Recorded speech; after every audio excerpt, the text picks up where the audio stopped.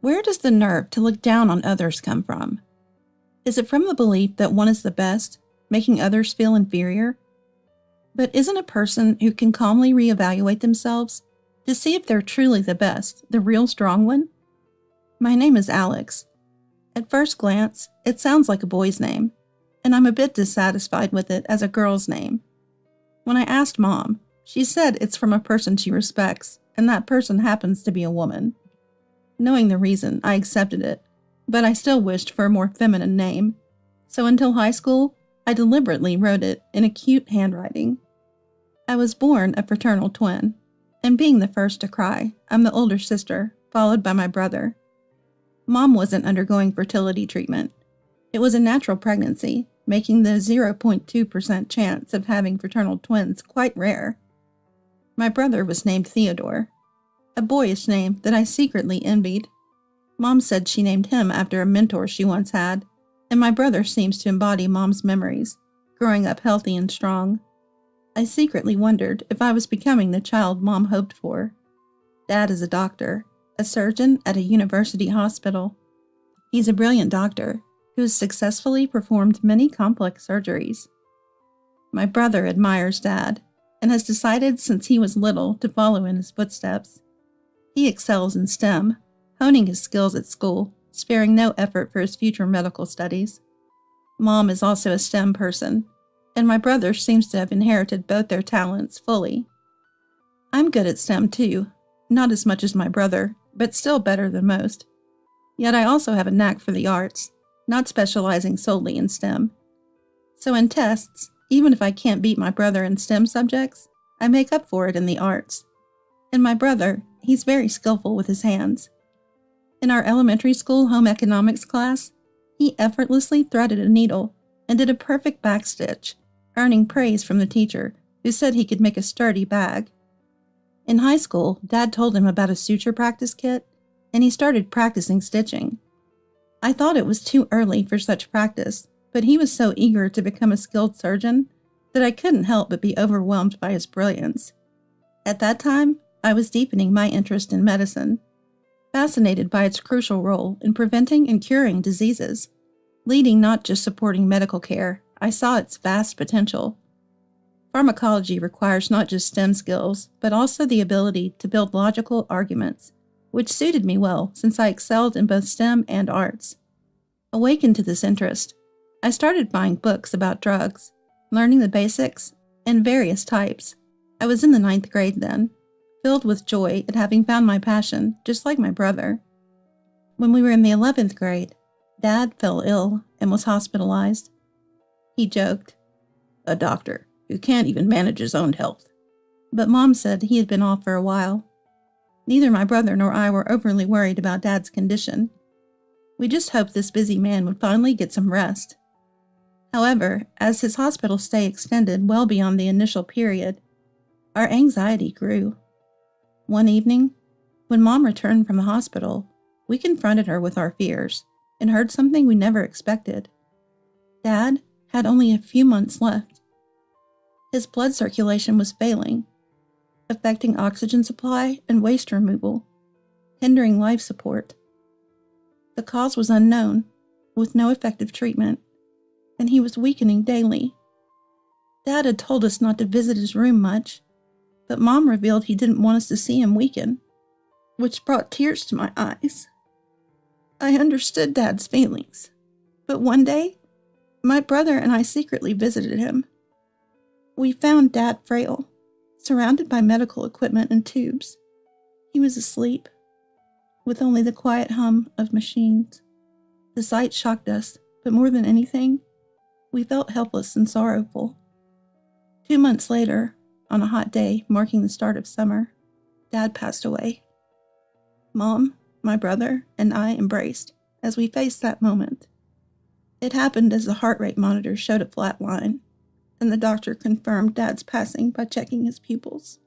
The emotions of that time were indescribable, the doctor's words echoing in my head. With Dad gone, life for Mom and us began as a trio. I wanted to support Mom, who bravely faced our new reality. Dad had expressed his wish to donate his body for research to uncover the cause of his illness and find a cure. It was his strong will to help others suffering from diseases. To honor Dad's legacy, my brother vowed to become a doctor, and I reaffirmed my commitment to pharmacology. We studied more seriously than ever for our exams. Time passed, and my brother got into the medical school of the university hospital where Dad worked, while I was accepted into the state university's pharmacy program. Our paths to continue Dad's legacy were now set before us. Filled with enthusiasm, I entered the university and went to the orientation.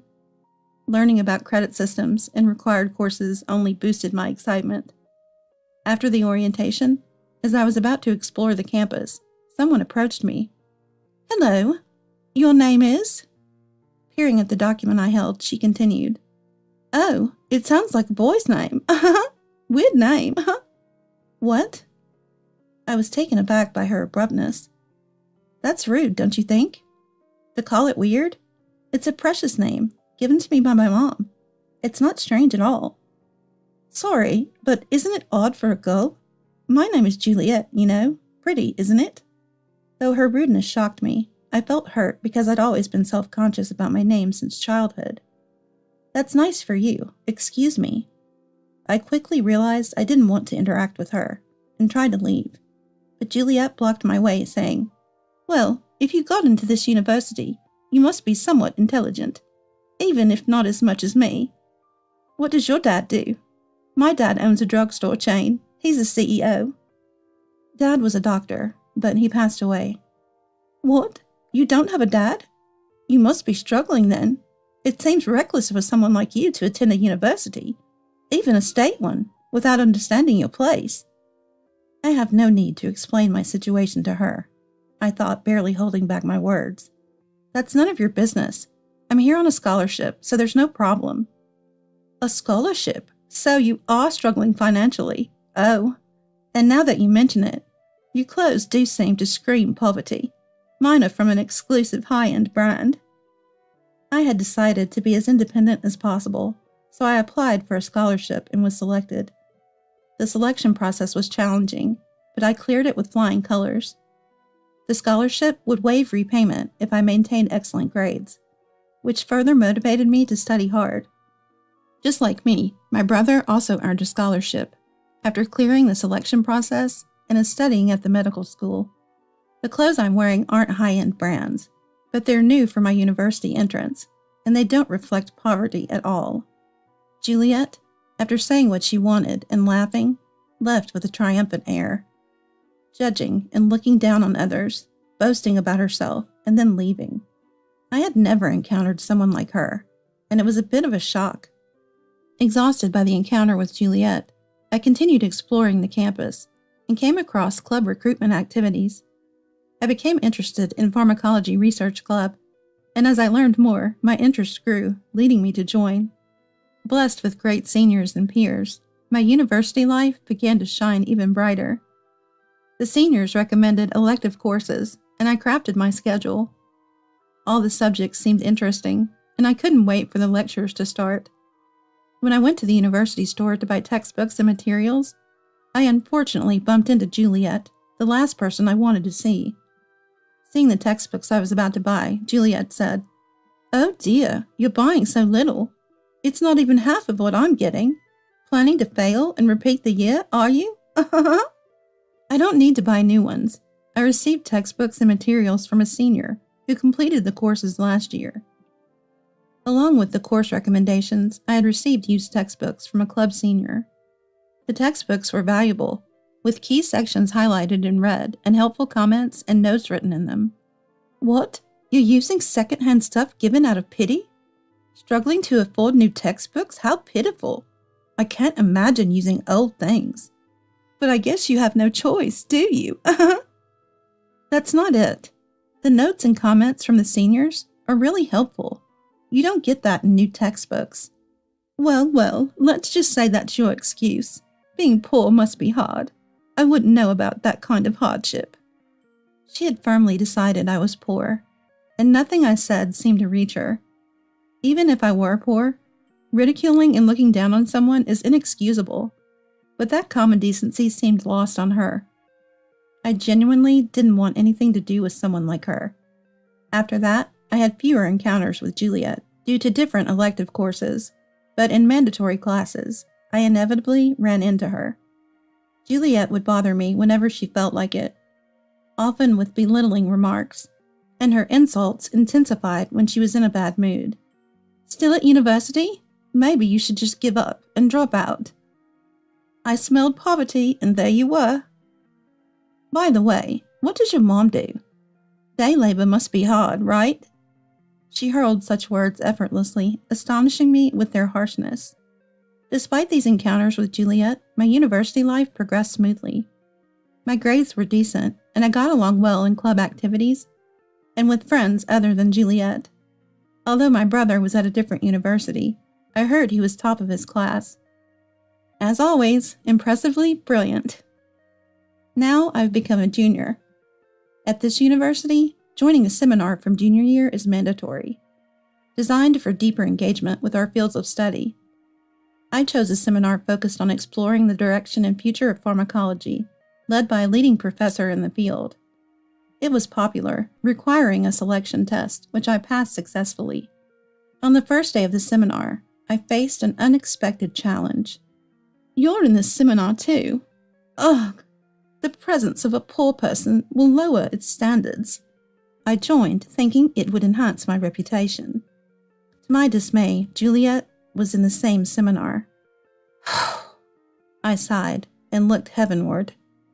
During self-introductions, Juliet bragged without regard for the setting, causing dismay and disappointment among the others, though she seemed oblivious to it. I genuinely worried that her presence might lower the seminar's standards. Later, at a welcome party, Juliet caused a scene again. While talking to a senior about my family and expressing concern about my busy and tired mom, Juliet interrupted. A day laborer's hard life. That's hilarious. Maybe you should work instead of being here to ease your life a bit. She had been drinking, making her rudeness worse, and barged into my conversation with the senior. The senior, being sensible and normal, reprimanded her.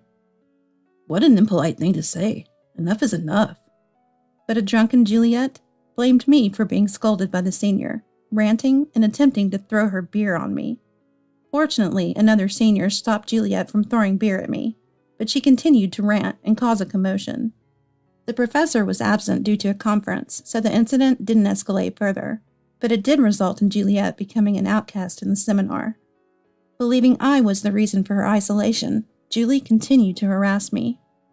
She restrained herself in public, but turned hostile when we were alone. Her reduced attendance in the seminar was a relief for me, but surprisingly, she never quit. She revealed her reasoning in one of her taunts. The seminar's become dull because of you, but I'll stay enrolled to graduate and land a good job. It'd be better without you around. You're a nuisance. I wanted to retort. I'd say the same to you, but held back, realizing she was just clinging to the seminar for its benefits. She didn't seem much interested in studying, often out partying instead. Time passed, and I graduated successfully. Juliet, surprisingly, also graduated despite her frequent outings. She wasn't dumb. If she had focused more on her studies, she would have done even better. But she did pass the pharmacy national examination, which was impressive. She secured a job as a pharmacist. Meanwhile, my brother Theodore passed the medical licensing exam and became an intern at the university hospital where Dad had worked. Proudly, he followed through on his dream, becoming an intern in the clinical training program for doctors, rotating through various departments before choosing his specialty. Theodore still has many challenges ahead, but he says the work is rewarding. He hopes to become a surgeon just like Dad. Nearly 2 years after graduation, I received an invitation for a seminar reunion. Eager to see old friends, but apprehensive about meeting Juliet, I weighed the pros and cons and decided to attend. While enjoying catching up with familiar faces, Juliet appeared. Still looking poor, I see, she said, her usual insolence unchanged. She inquired about my current situation. By the way, where did you end up working? I know you passed the exam, all high and mighty. I chose not to seek employment. Explaining myself to Juliet seemed tedious, but before I could start, she cut me off with a loud exclamation. What? You're not working? Unemployed even after nearly 2 years since graduation? That's really bad for someone as poor as you. Like she had initially assumed I was poor, now she had convinced herself I was unemployed. Knowing how fixed her misconceptions were, I felt no urge to correct her. I'm working at the pharmacy department of a major hospital, attending lots of patients. I'm an ace pharmacist there. There she goes, bragging again, without anyone asking. And I'm getting married to a brilliant young surgeon at the hospital. He proposed, insisting he wanted only me. Juliet's boastful tales continued endlessly.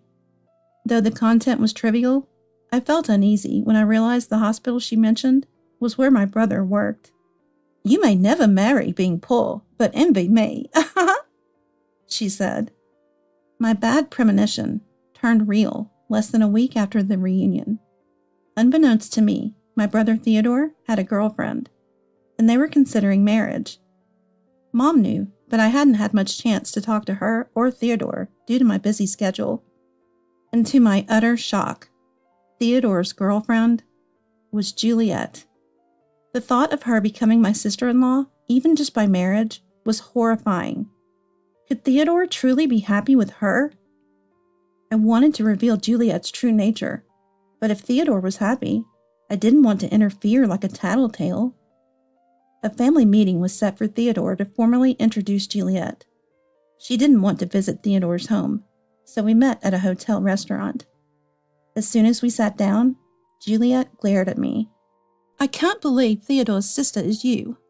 Oh, I remember Theodore mentioning he attended university on a scholarship. That figures. What does she mean by that figures? Is she implying we're poor? I could predict Juliet's thought process all too well. But Theodore is an ace surgeon. He's different from you all. Plus, we're building our new house soon. Typical of a wealthy doctor, right? Theodore planned to build a new house for their married life, so the wedding was set to happen after its completion. I asked Juliet why she refused to come to Theodore's family home. Well, it's just a modest house, and as a president's daughter, it's not a place for me to step into. I can be blunt with you, but I'd be more restrained with Theodore's mom. In essence, she didn't want to visit our poor home. Her mindset was predictably shallow. Half a year later, Theodore's new house was completed, and he moved in. He invited us, including Juliet, to show off the new place. Juliet, having arrived earlier than Mom and me, had already seen the house. She was in a good mood, impressed by its grandeur. Amazing, right?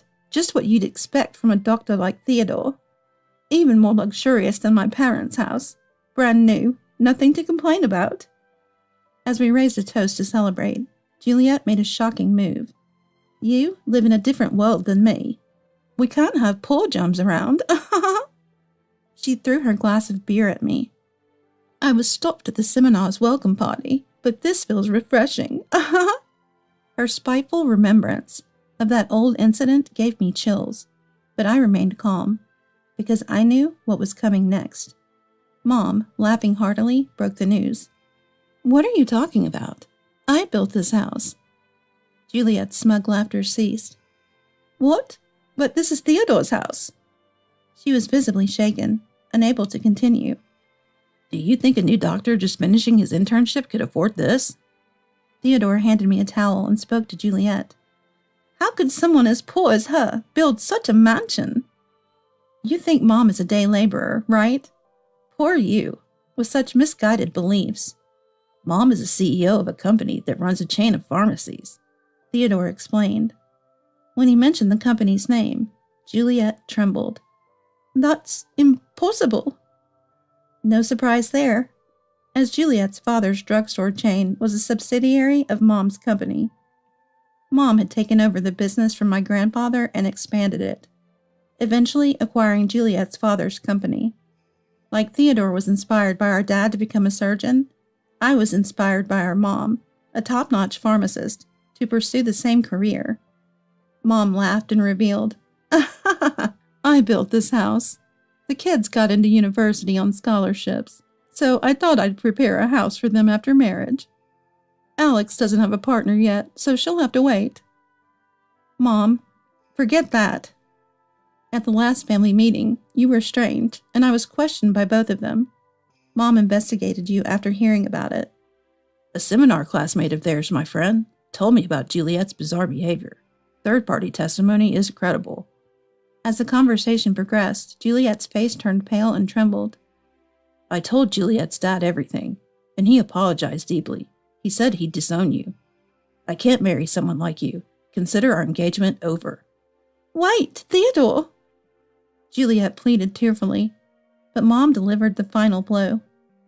What's more, you've been involved in illegal activities as a pharmacist. We can't overlook that. Juliet burst into tears and collapsed, understanding the full implication.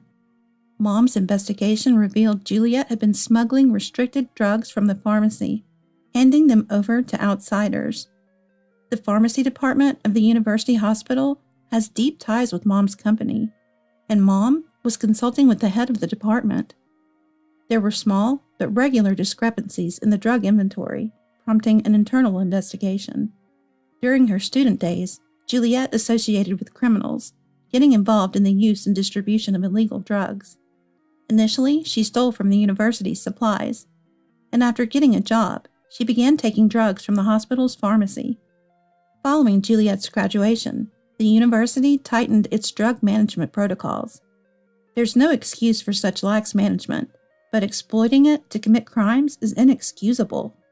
Of course, her actions are criminal and not something that can be simply apologized for. Juliet was arrested. I'm sorry for the trouble. My judgment was off. Theodore apologized. It's not your fault, Theodore. Lucky it was before the marriage. Live here with your future spouse. Next time, introduce me to someone nice. I'm busy and enjoying my research for now, so that might wait. After university, I pursued a master's degree on my professor's recommendation. I'm technically unemployed, as Juliet said, but I'm deeply engaged in research on a new drug, potentially effective against the disease Dad had. This research is a joint project with our university. It might fulfill Dad's hopes through your efforts. Mom's company is supporting it. Dad would be proud. I'm determined to continue this research, fulfilling my dream and Dad's legacy. I plan to pursue a doctoral degree, so receiving a house from Mom might wait a while longer. My two brothers and I have been close since we were kids. There's my eldest brother, who we call John, my younger brother, whom we call Steve, and me, the only girl in the family, going by Lucy. We're all in our 30s now, and I'm confident that our bond is stronger than most siblings out there. Part of why we were so close is that our parents both worked, and we always had to work together to get by. None of us were exactly good children. We each had our own missteps. Our mother often had to come to school for each one of us, and we got scolded at times. John was by far the worst among us. He was infamous in our hometown for being a troublemaker, and didn't bother with things like studying. He was always just goofing off and getting into trouble. Steve and I were different. Maybe it was because we had a cautionary tale right in front of us, but we both managed to avoid causing too much worry for our parents. We didn't attend any after-school tutoring and didn't put in much effort, yet we were always in the top 10 of our class. We probably just knew how to play the system. Lucy and Steve are doing great in school. Can't wait to see what the future holds. Maybe you'll take care of me someday. Just because you're good at studying doesn't mean you're guaranteed a successful future. I'll be the most successful one among our classmates. You just leave it to me. Usually the ones who say that are the first ones to get married and settle down. I'm betting on Steve. Even if I become successful, I'm not going to take care of you. We'd always get in these fun discussions. John was sloppy but had a kind heart and strong core. Steve was careful and responsible in everything he did. And then there was me, always pushing forward without thinking too much about the future. We made a great trio. John enrolled in a public high school, but quit about half a year in and has been wandering around ever since.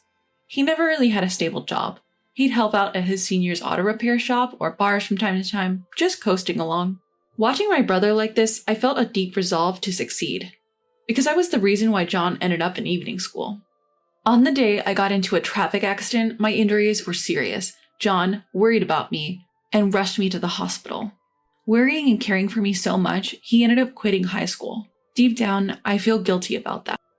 So I can't help but think if I become successful, I can help get John's life back on track. Around that time, I was always thinking about the future, about the path to success and its shortcuts. What could I do that would interest John?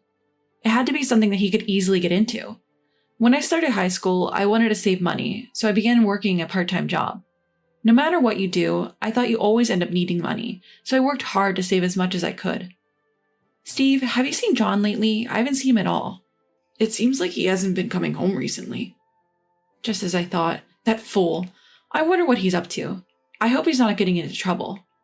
Surely, with a family waiting for him, he'd think twice before getting involved in something dangerous. John didn't come home for several months. To ease our shared anxieties, Steve and I gossiped about John. Then a few months later, John came home nonchalantly. Where have you been? At least contact us. We were all worried. I'm sorry. I've been super busy with my part-time job. If that's the case, just say so. Lucy and Steve have been worried too. Sorry.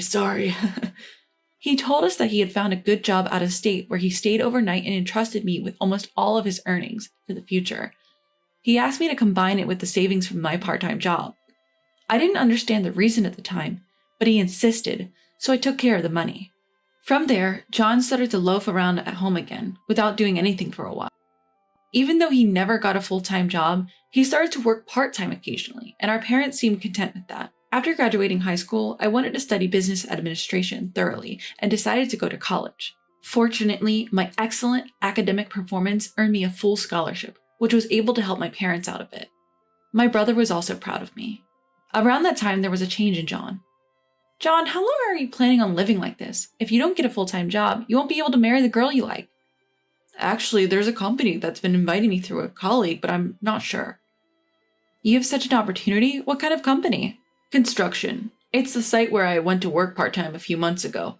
I'm not sure if I want to do that for the rest of my life. It starts early in the morning. You should take it. If you have the opportunity, just go and give it your best shot.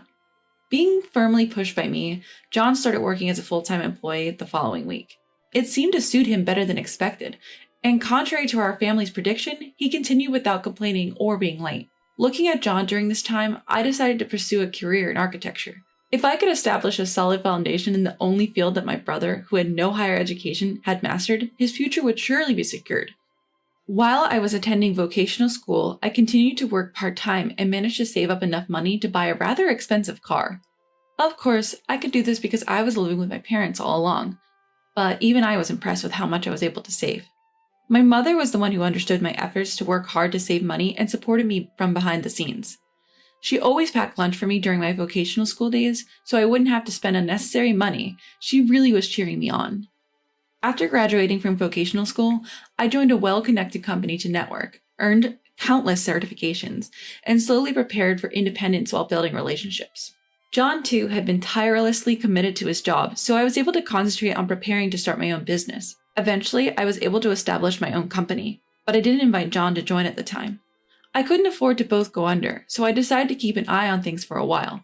I plunged into work with all the preparation I had done up until now, working frantically. The team I had assembled were all excellent and worked well, and they were all followed my lead. We got off to a good start. It was a strong beginning.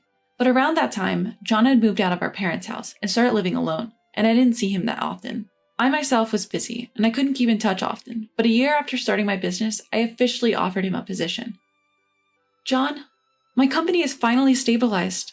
I have something else I want to do next. I want to expand the business more. So I want you to lend me your power. Can you help me? There's nothing I can do. I want you to become the president of the current company and take command. What? That's impossible for me. You need to look at who you're talking to. I'm seriously talking to you with full consideration. Besides the money you entrusted to me a while ago, I used part of it as capital when I started the company. I persuaded John and assigned him a secretary who seemed to get along with him to learn all the necessary things. In this company, I became the chairman and took on the role of supporting John. Then I started preparing for the next venture. It was my original dream, to create mini cafes that are so cute and photogenic that they won't lose to anywhere else. This had actually been a dream of mine since childhood. I was excited to start without compromising anything, studying a lot about the restaurant industry. At that time, my younger brother, Steve, began studying to become an architect. This was also an offer I made. Buildings designed by Steve, with John in charge of construction.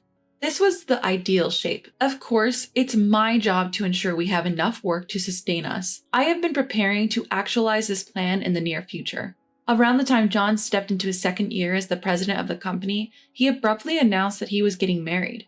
Who is she? John doesn't seem to have the best judgment. I'm worried. I'll introduce her to everyone soon. We're looking forward to it. John getting married.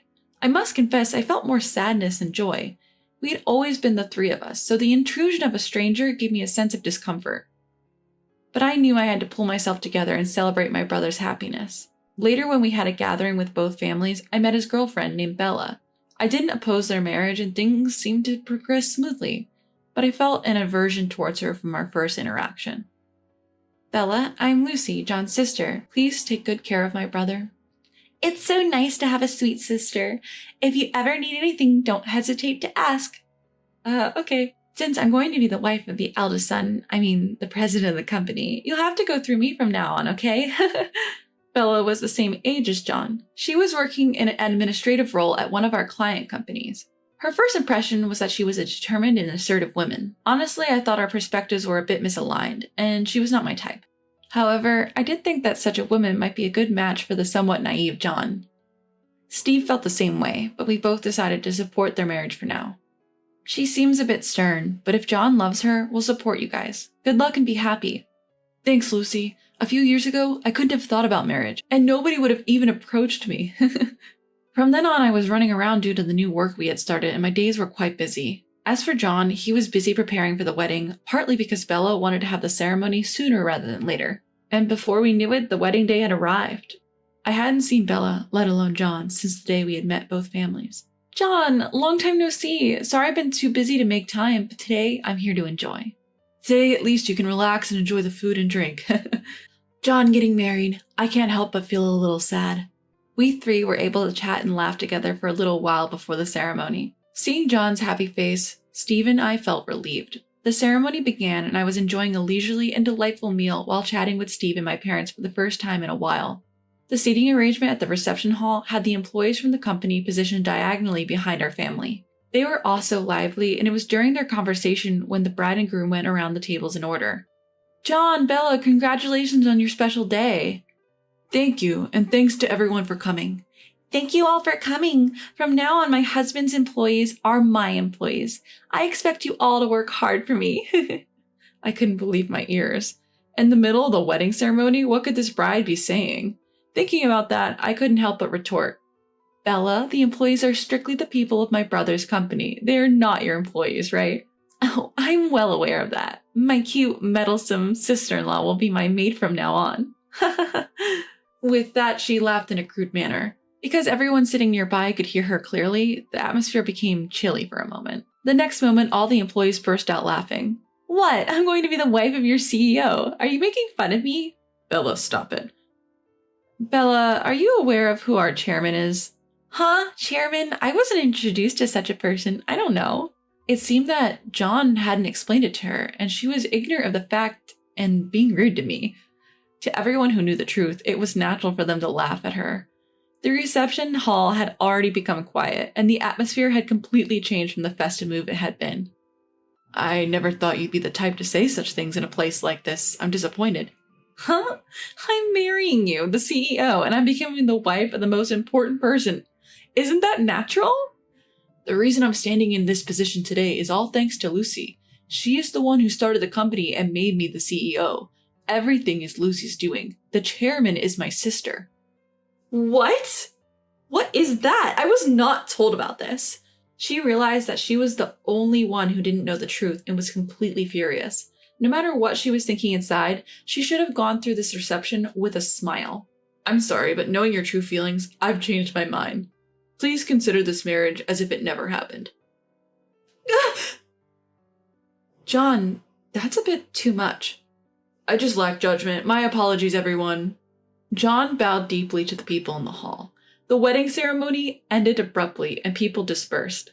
I later heard that she had lived in poverty since she was a child. She apparently told her colleagues that she would marry a rich man and lead a comfortable life.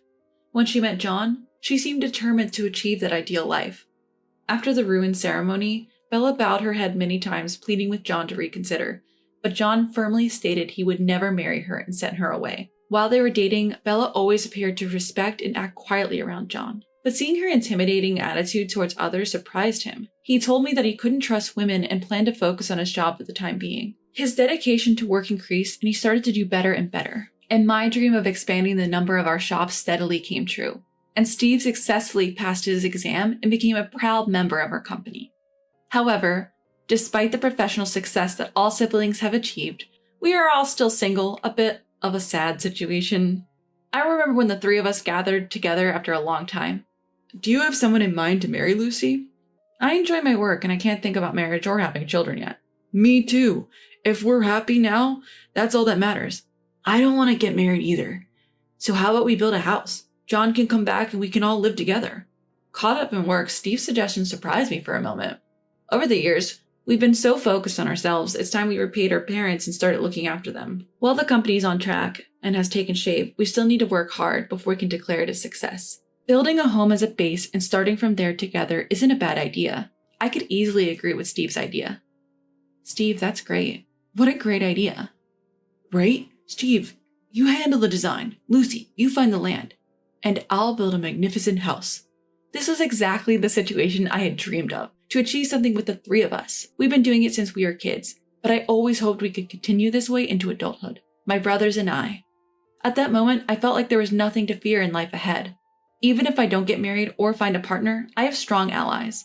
I'm sure I can continue to enjoy what I want to do with them. I'm Sophie, 28 years old. I met Mike at work when I was 24. We started dating and got married 2 years later. Along with our wedding, I quit my job to become a full-time housewife. It was a little sad leaving the workplace where we met, filled with such cherished memories. But the wonderful people there told me warmly, "You're always welcome to come back." Since Mike and I worked at the same place, I fully understand the nature of his job. During the busiest season of the year, he's exceptionally overloaded and ends up working overtime almost every day. So I always make sure that all the chores are done by the time he gets home, just so he can relax. I do everything I can to support him, like giving him massages and filling our home with the calming scent of essential oils. Sure, we have our disagreements from time to time, but overall, we were leading a pretty enjoyable life. Then, one day, my younger sister, Mia, came to visit our apartment. It was a Sunday, so my husband Mike was home. "Hey, sis! I'm here to hang out with you!" Mia's syrupy voice sounded from the intercom. I reluctantly opened the door, lightly pushing her away. "What? You didn't tell me you were coming over." "Oh, geez, you're just as cold as ever, sis. I came over because I have something important to talk about," she replied as she barged into our home. "Hey, wait! Can't we just talk at the entrance?" I called after her, but she didn't even look back as she went straight into the living room. I sighed. Ah, for goodness sake. And reluctantly headed to the living room too. As you may have guessed, I'm not very fond of my sister Mia. You might be surprised to hear that, but you'll understand why soon enough. When I reached the living room, Mia was already seated on the sofa, fiddling with her phone. "Hey, if you have something to talk about, get on with it already." Standing still. Then Mike chimed in leisurely. "Come on, she came all this way. Why don't you make her some tea?" "Just make it yourself, then." I didn't want to react out of anger, so I just snapped back at them in my head. So reluctantly, I went to make the tea. I made 3 cups of tea in the kitchen, and when I returned to the living room, for some reason, Mike was sitting next to Mia. Huh? Why is he sitting there? He usually sits next to me. As I felt something odd, I handed Mia her tea. "Thanks, sis. I'm sorry for dropping by all of a sudden," she said. "If you feel that way, then get to the point. It's Mike's day off today, after all." As I grumbled, Mia said something I hadn't expected. I know that, which is why I came over today. What do you mean by that? As I was about to reply, Mike abruptly cut in. Sophie, I want a divorce. What? Divorce? Why so sudden? I felt as though time had stopped. I didn't understand what my beloved husband was saying. What did I just hear? Was I hearing things? Or was it a dream? Even as I frantically tried to make sense of the situation, there was no mistaking that Mike, my husband, and Mia, my biological sister, were sitting right in front of me. That's when I finally comprehended the fact that my husband was asking for a divorce. I reacted just like you would see in a comic or drama. What did you just say? And then, without changing his expression, Mike delivered the brutal truth. I got your sister Mia pregnant. So I'm thinking we should divorce. Please let me go. He got Mia, my sister, pregnant? He didn't just want a divorce from me. He, a married man, had gotten my own sister pregnant. A wave of loathing anger and sadness towards Mike hit me, all at once, much later than I would have expected. Why? We agreed we would wait to have kids, didn't we? I managed to croak out, only for Mike to reply with a guilty look. I'm sorry, but I consider her more important than you right now. Beside Mike, Mia was smirking as she watched my reaction. How long has this been going on? I asked. Mia answered my question. About 6 months ago? Remember when we all celebrated your birthday at our parents' house? I think that's when it started. Isn't that right? Ah, yes, that time. Half a year ago, I remember celebrating my birthday at my parents' house. At the time, my husband Mike and my sister Mia, who lived with my parents, were also present. We had a wonderful time together. As the birthday girl, I drank a lot and got pleasantly drunk. And then I fell asleep earlier than anyone else. They said their relationship began that day. When I was completely drunk, Mia took advantage of the situation.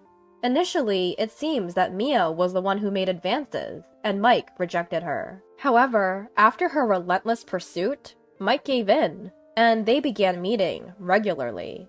Without my knowledge, they nurtured their love for these past 6 months.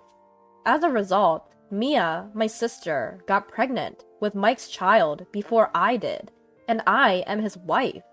Mike chose Mia, with whom he only had a half-year relationship, over me, his wife. What? I don't understand. Why? How? Anger, misery, sadness, a mix of all these emotions turned my head into a whirlwind. However, pursuing the details would not change their relationship. The fact that Mia is pregnant and Mike wants to divorce me are all realities. While I was wrestling with my emotions, Mia snorted with laughter. Her despicable attitude infuriated me even more. Well, I do feel bad for you, sis, but hey, can't help it if I fell in love, right? Mia said. Can't help it? What are you talking about? What about this situation is unavoidable? Unable to suppress my emotions, I raised my voice. Well, it can't be helped, right? Even now, the baby in my belly is growing healthily. Can you quickly come to terms with that? Mia retorted. I don't care about that. This would not have happened if you hadn't made a move on Mike. But it's pointless. The more I say, the more miserable I feel. No matter how much I blame Mia, it doesn't change the fact that Mike chose her. Mia is pregnant with his child. He accepts that fact and has prioritized his future with Mia over me. Once I accepted that, for some reason, I had nothing left to say to Mia. Seeing this, Mia exchanged a glance with Mike and smirked. Mia, I want to talk to Mike alone. Could you leave us, please?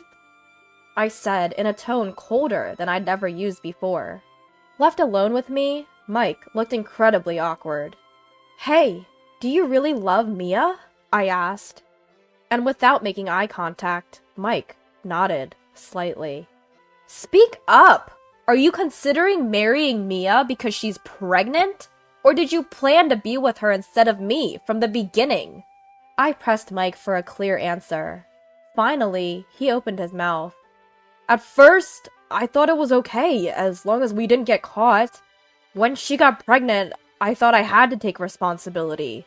That's why I decided to marry her, and that means I have to divorce you. I was deeply disappointed. I thought he would have made a more solid resolve. Such a pathetic reason. My own husband. What a ridiculous man. Rather than sadness or anger, disbelief took over first. Concealing my emotions, I just said, "I see," and left the room. So, that's the end of my married life with Mike. It ended. Just like that. I murmured to myself in my room. It was a ridiculous and miserable marriage. I've disliked Mia for as long as I can remember, because she always took everything that was important to me. Clothes and accessories were one thing, but she even stole my boyfriends when we were growing up. Whenever I confronted her, she would fake cry and get everyone on her side. When I finally bought the bag I'd wanted for so long after working part-time, Mia used it without my permission when I wasn't home and ended up breaking it. When I asked her to compensate me, far from showing remorse, she mocked me. "What are you saying? I just used it because it doesn't suit you, you know? Who cares if it's broken? That bag didn't suit you anyway." My anger peaked at my sister's words, and when I yelled at her, she ran straight to our parents. "Dad! Mom! Sophie is picking on me!" Mia would put on a huge crying act, and I could only sigh in disbelief.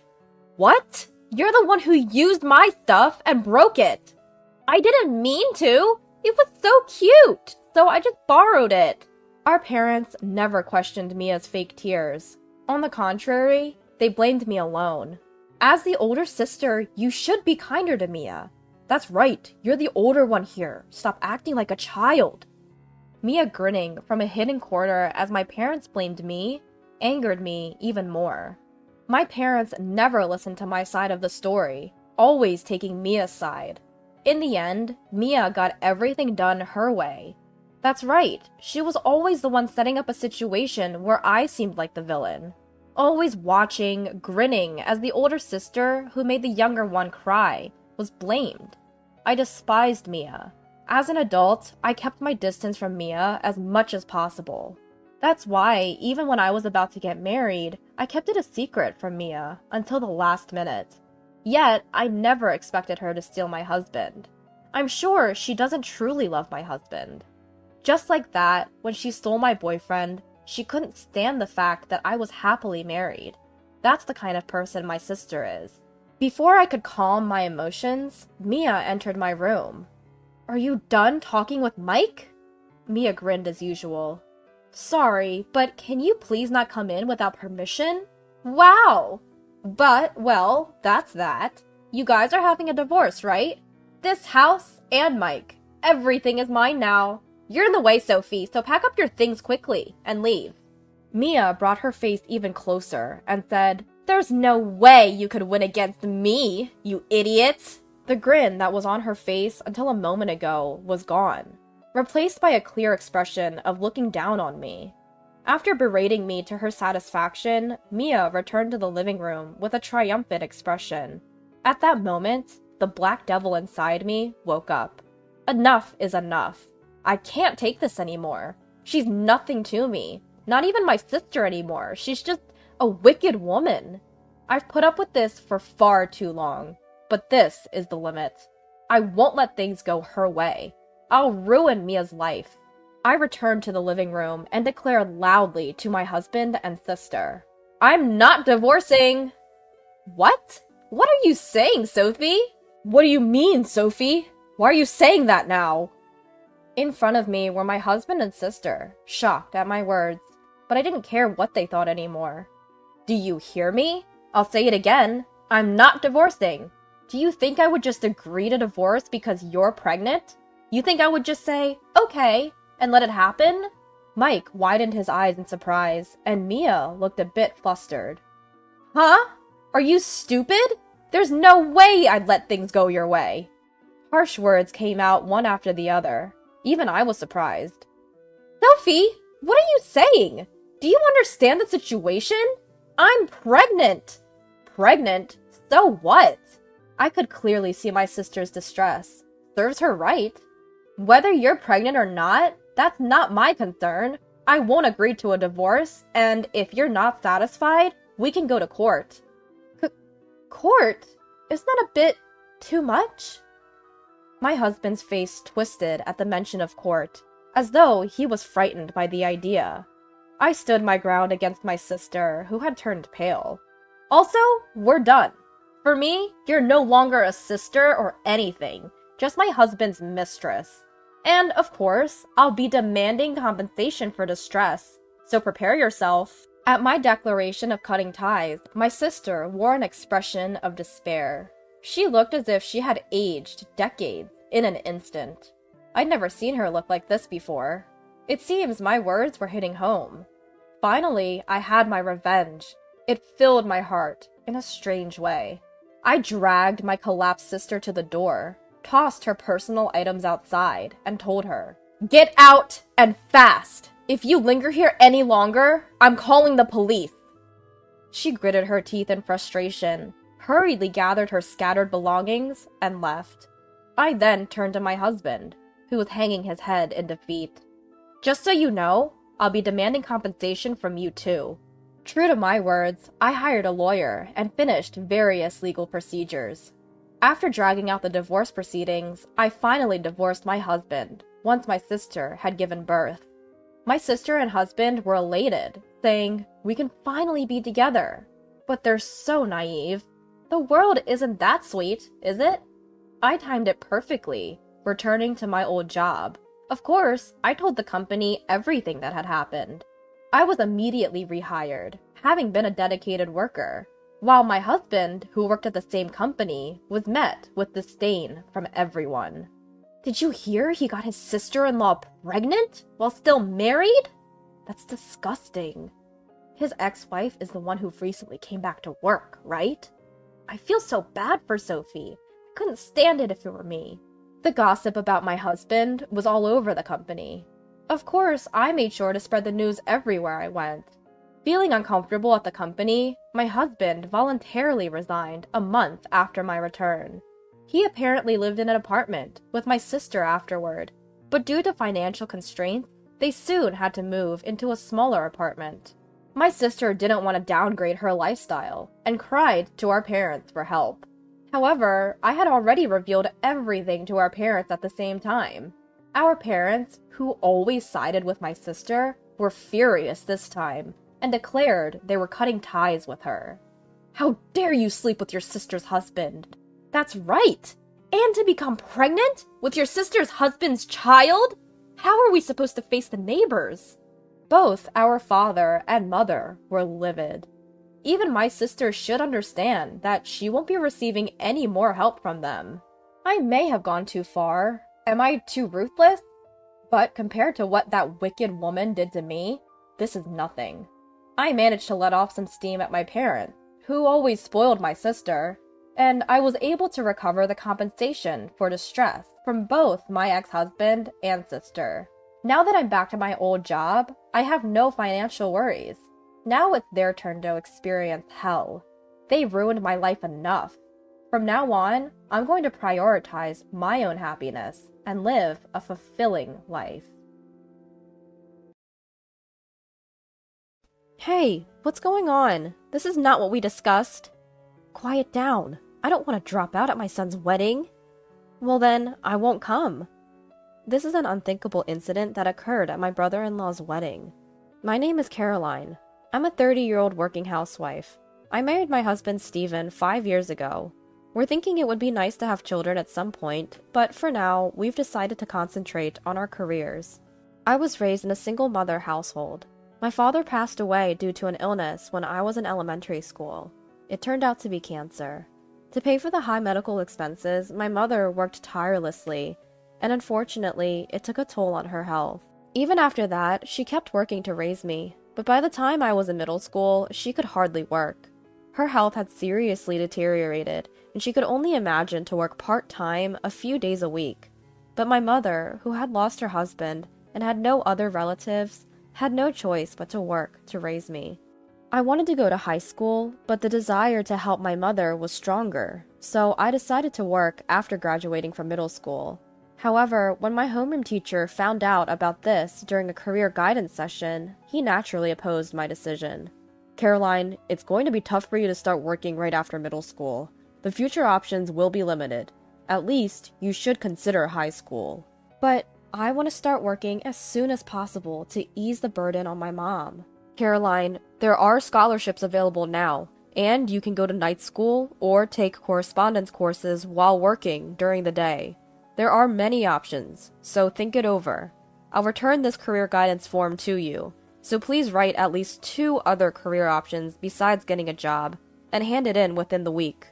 I reluctantly took the form returned by my homeroom teacher and decided to research on the internet using my mother's cell phone when I got home. When I started typing in the search window, I saw search stories that my mother had probably looked up. High school scholarships, financial assistance for non-taxable households, high school welfare benefits. I was curious, so I decided to search for them. Then I found out that there are indeed scholarships and various other systems available, just as the teacher had said. And for households on welfare, it seems that money needed for school supplies and tuition fees are also provided. I might be able to go to high school without burdening my mom. I was not entirely uninterested in further studies to begin with, so I began to hope a little. I decided to compare each system and opened the search history. And below the pages I had searched, there was something incredible. There were histories of question and answer sites and city websites my mother had searched for. Search history showed signs of keyword searches for welfare application, conditions to receive welfare, what to do when denied welfare, and not allowed to apply for welfare. These search histories seemed like cries from my mother's heart to me. Perhaps my mother had researched for my sake, learned about welfare, but was turned down at the counter and couldn't receive an application. Seeing this, I just couldn't think or research about going to high school anymore. And then the weekend came. When my homeroom teacher asked me, "Have you thought about your career path?" I replied that I simply couldn't consider going to high school. As expected, my teacher looked dissatisfied. Though no further guidance came during that moment, my mother received a call from the school in the evening. After hearing the situation from my teacher, she confronted me. "Why are you thinking about getting a job? If it's about money, I'll figure something out. Please, just go to high school." I responded, "But Mom, you know you've been denied welfare, right? I know going to high school costs more than a scholarship can cover." "How did you know?" "I saw it when I borrowed your cell phone. Since Dad passed away, it's been just you and me. What am I supposed to do if something happens to you? Please don't push yourself anymore. I'll work once I graduate to make up for all the hard work I've put in." Tears streamed down my mother's cheeks at my words. The person who was probably the most worried about my education and our finances was my mother herself. Sobbing, she hugged me and kept repeating, "I'm sorry. I'm so sorry." Thus, due to my strong will, I decided to work right after graduating from middle school instead of proceeding to high school. However, finding a job as a middle school graduate was very difficult, as most job postings required at least a high school or an associate's degree. Even if the job didn't require a certain level of education, an ordinary middle school graduate with no qualifications would likely be rejected during the paper screening process. Eventually, I ended up working part-time until 6 p.m. after graduating from middle school. One day, I was called in for a meeting by my boss, who proposed that I work as a full-time employee once I reached the age equivalent to a high school graduate. According to my boss, my diligent work ethic despite my young age had been noticed. There were some conditions to meet, but I gladly accepted the offer. Afterwards, I fulfilled the conditions set by my boss and was promoted to a full-time position in April of the year I turned 19. Despite many hardships, my life was sailing smoothly. It was around this time that I met my current husband, who I was introduced to as a business partner. We got closer through work meetings and began to discuss personal matters. He also lost his father in a traffic accident and was raised by a single mother, similar to my situation. We clicked instantly over our shared experiences, which eventually led to a relationship and marriage. When we went to meet his mother, she initially welcomed me, but turned hostile when she learned that I was a middle school graduate. I can't believe you didn't even go to high school.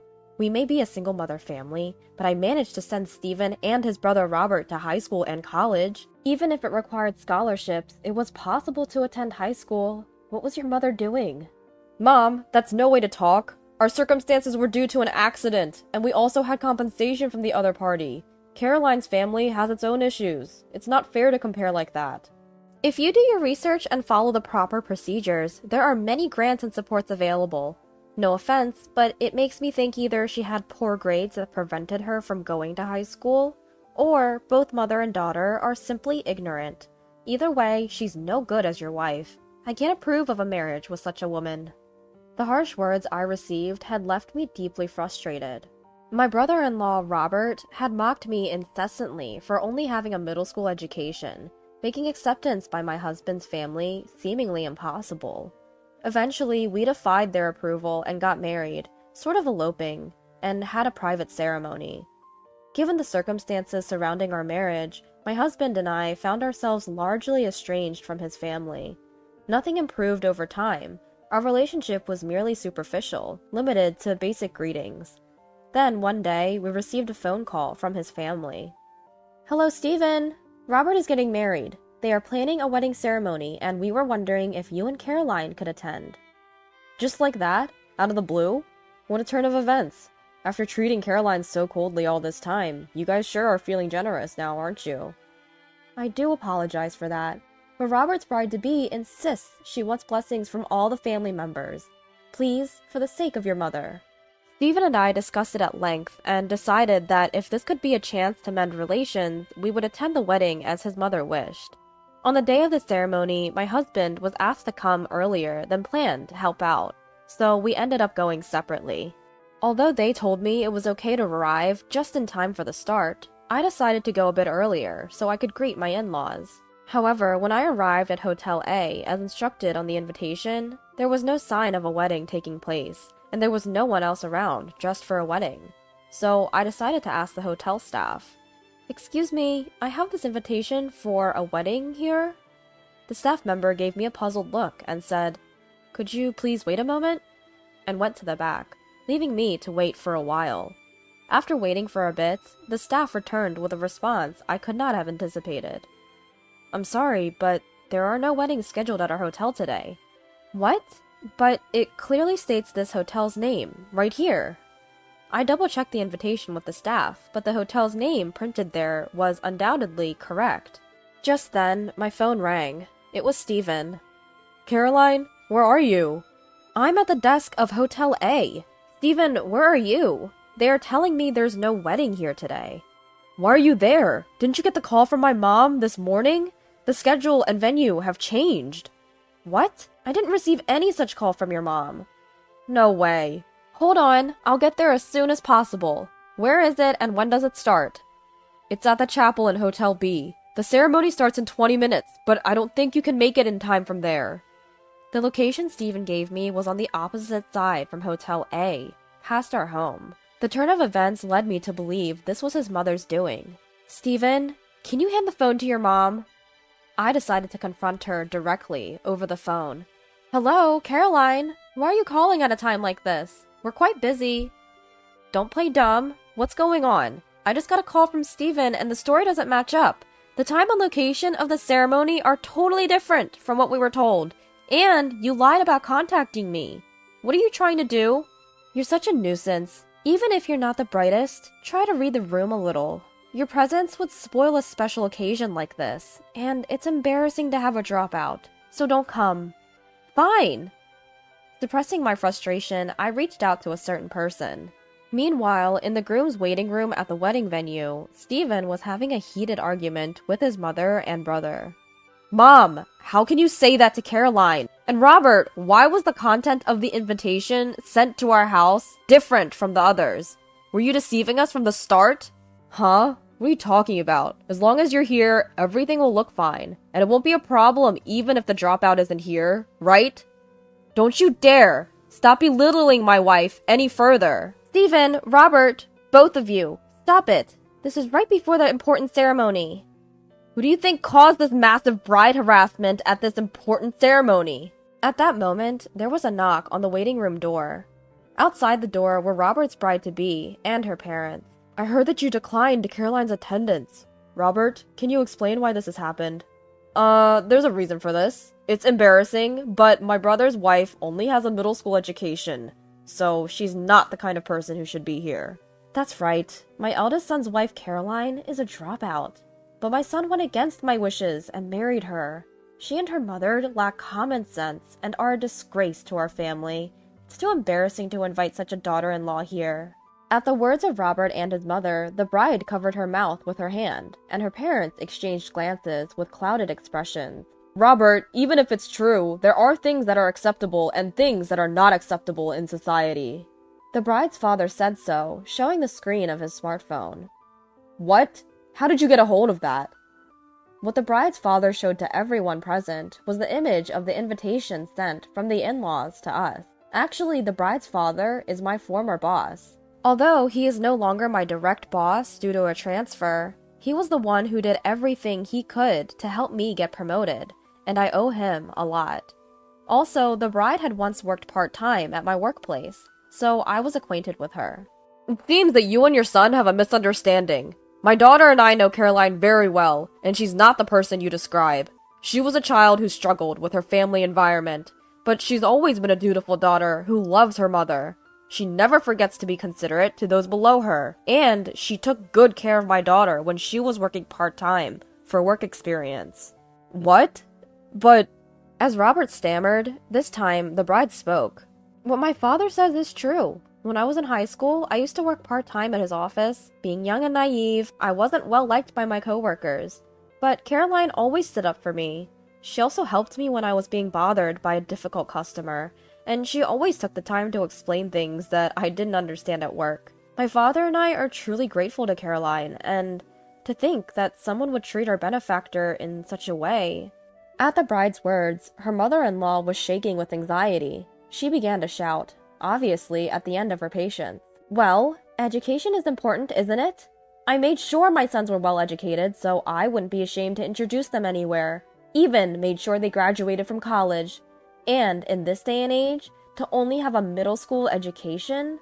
Unless there's a very good reason, it's expected to at least graduate from high school. If they can't do that, it's simply a lack of effort on the part of both the individual and the parents.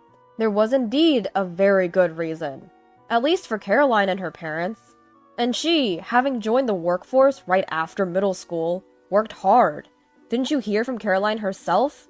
She acquired her high school equivalency diploma as part of the requirements for her promotion. Actually, I took a high school equivalency exam as a requirement to be promoted to a full-time position. The exam covered the content equivalent to 3 years of middle school and 1 year of high school. As I had been away from academic studies, I had forgotten even some of the things I had learned. I studied between work and after returning home, sometimes getting help from others, and somehow managed to prepare in time for the exam. The content was mostly basic, and I passed with flying colors.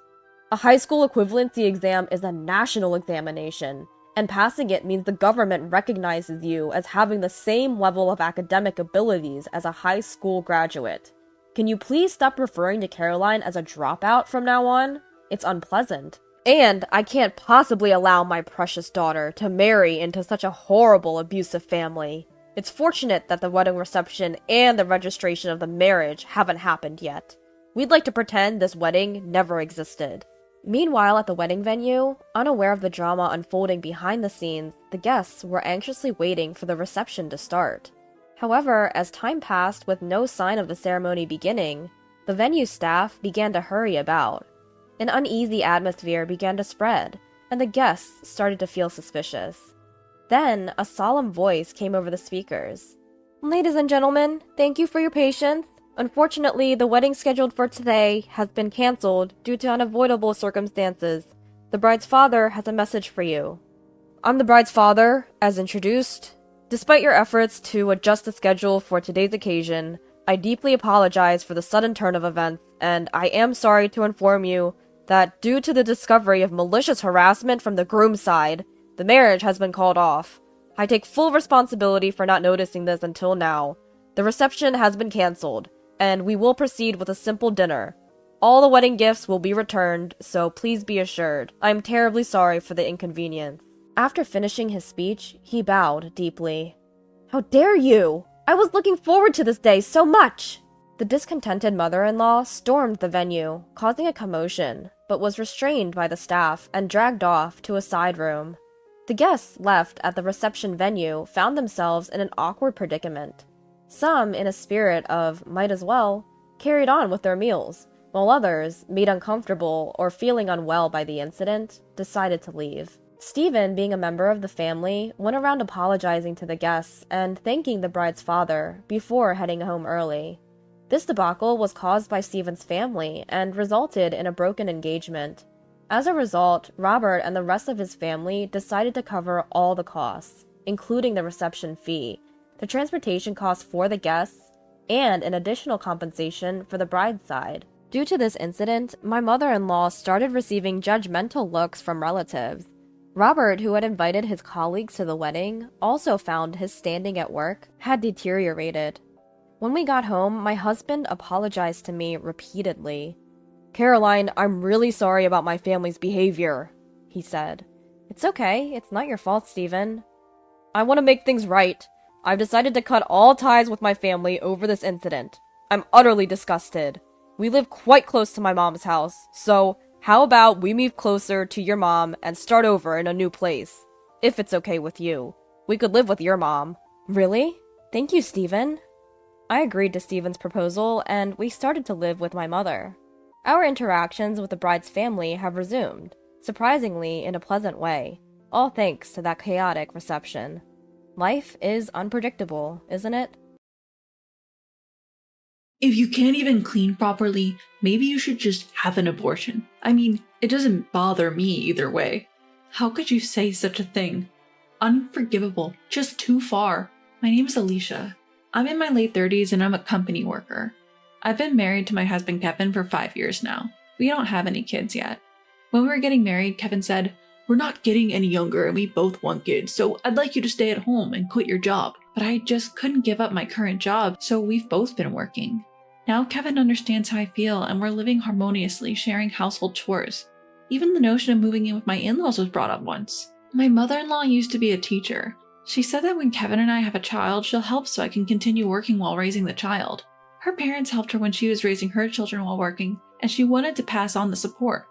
For now, we're leaving things at, we'll think about it once we're blessed with a child. Kevin is quite dominant and expects me to follow a step behind him, especially around his family. Despite that, he is inherently kind and we maintained an equal relationship at home. Lately, my health has been less than stellar.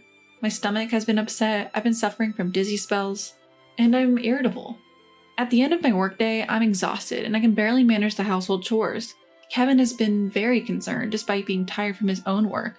He helps with my share of chores, asks me what I feel like eating, and even goes out of his way to buy it. However, my health kept deteriorating, so he said, "You should see a doctor. If it's too much to go alone, I'll accompany you. I'm worried, please." He accompanied me to the doctor, and it turned out that I was pregnant. The cause of my poor health was morning sickness. Both Kevin and I were overjoyed at our long-awaited pregnancy. We thought this morning sickness would surely calm down soon. However, even after a month, 2 months, my morning sickness did not subside. I learned that the severity and duration of morning sickness vary greatly among individuals, and some people even suffer from it until they give birth. My health worsened day by day.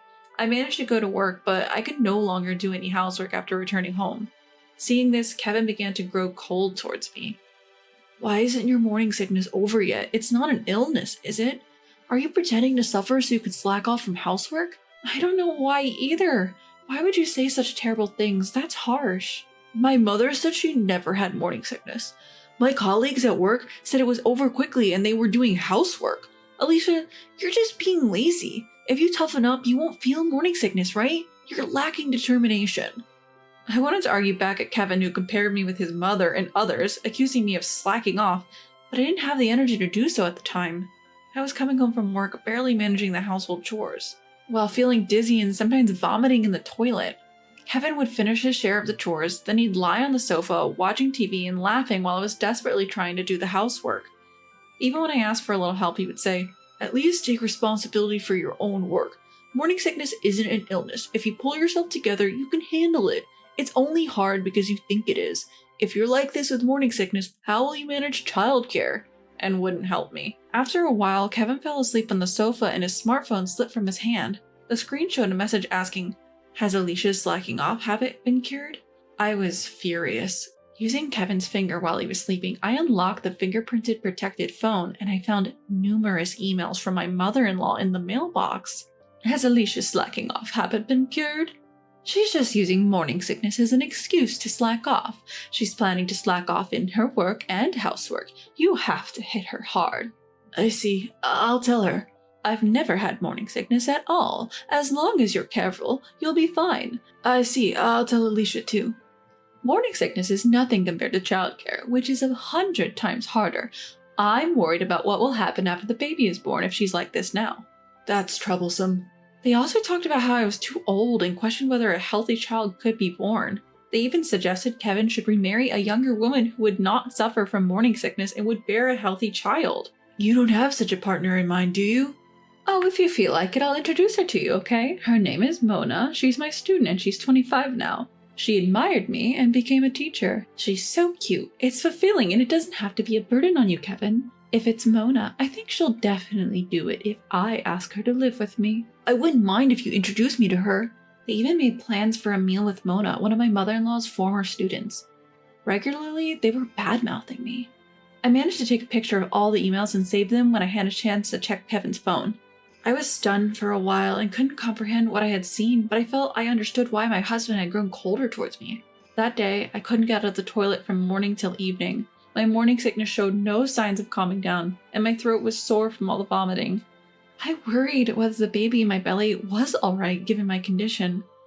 Recently, I've barely been able to eat solid food and have just been managing to stay hydrated. Feeling my limit, I was about to call Kevin from the bathroom for help when he showed up at the bathroom door by chance. "I'm really suffering today. Please take me to the hospital. Maybe an IV drip will make me feel better."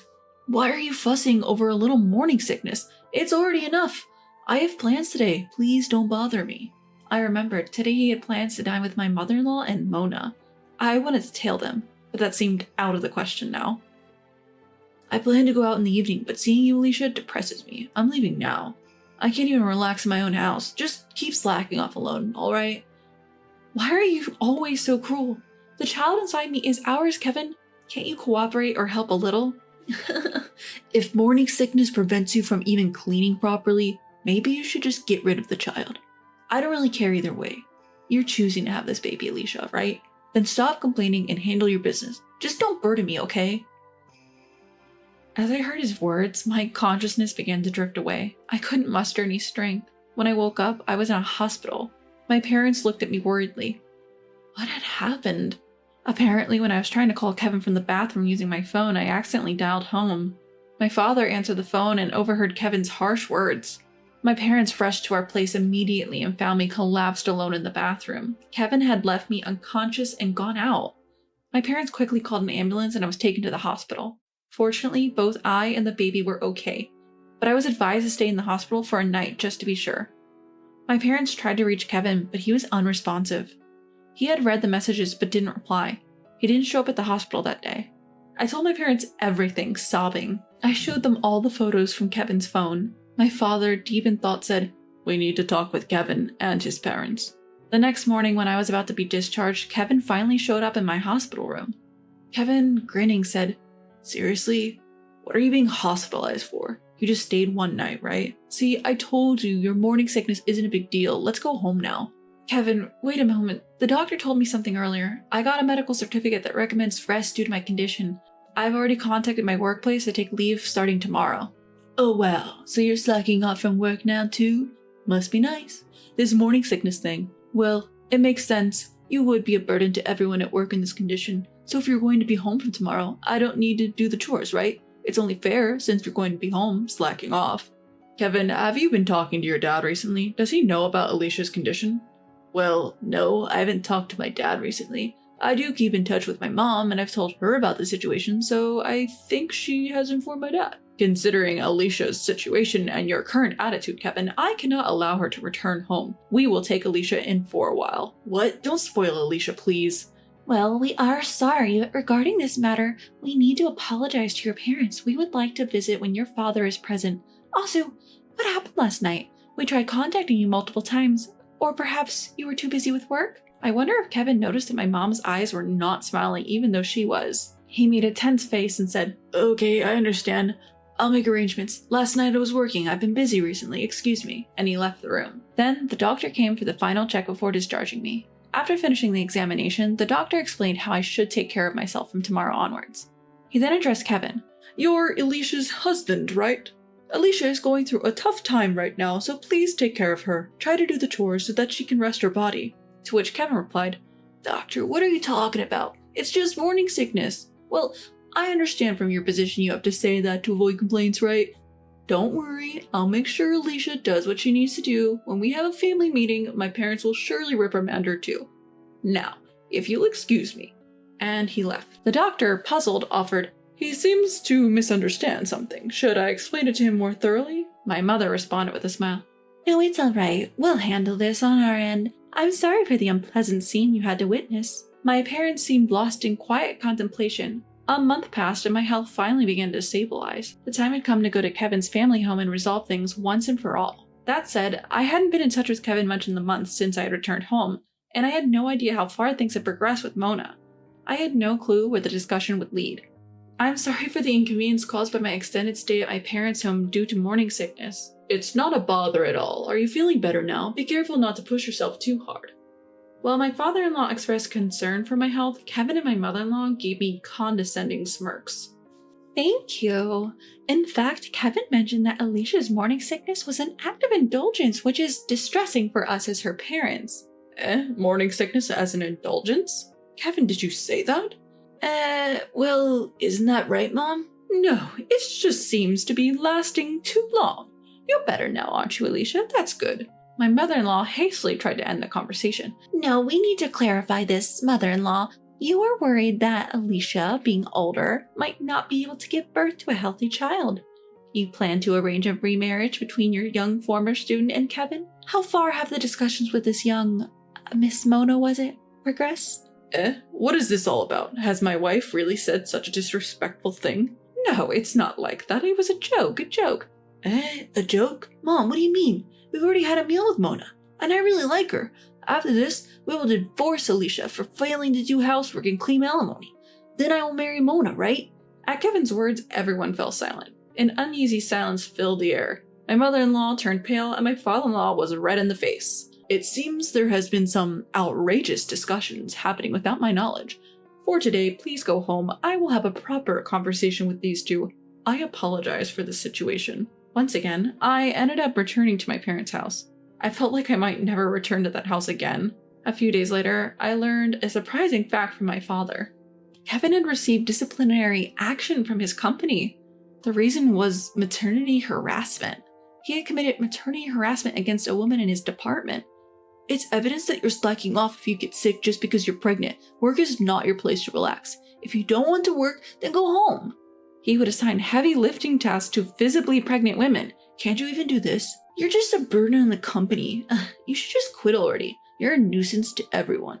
Apparently, it was awful. There were several victims, and they seemed to have reported him to the company's compliance department.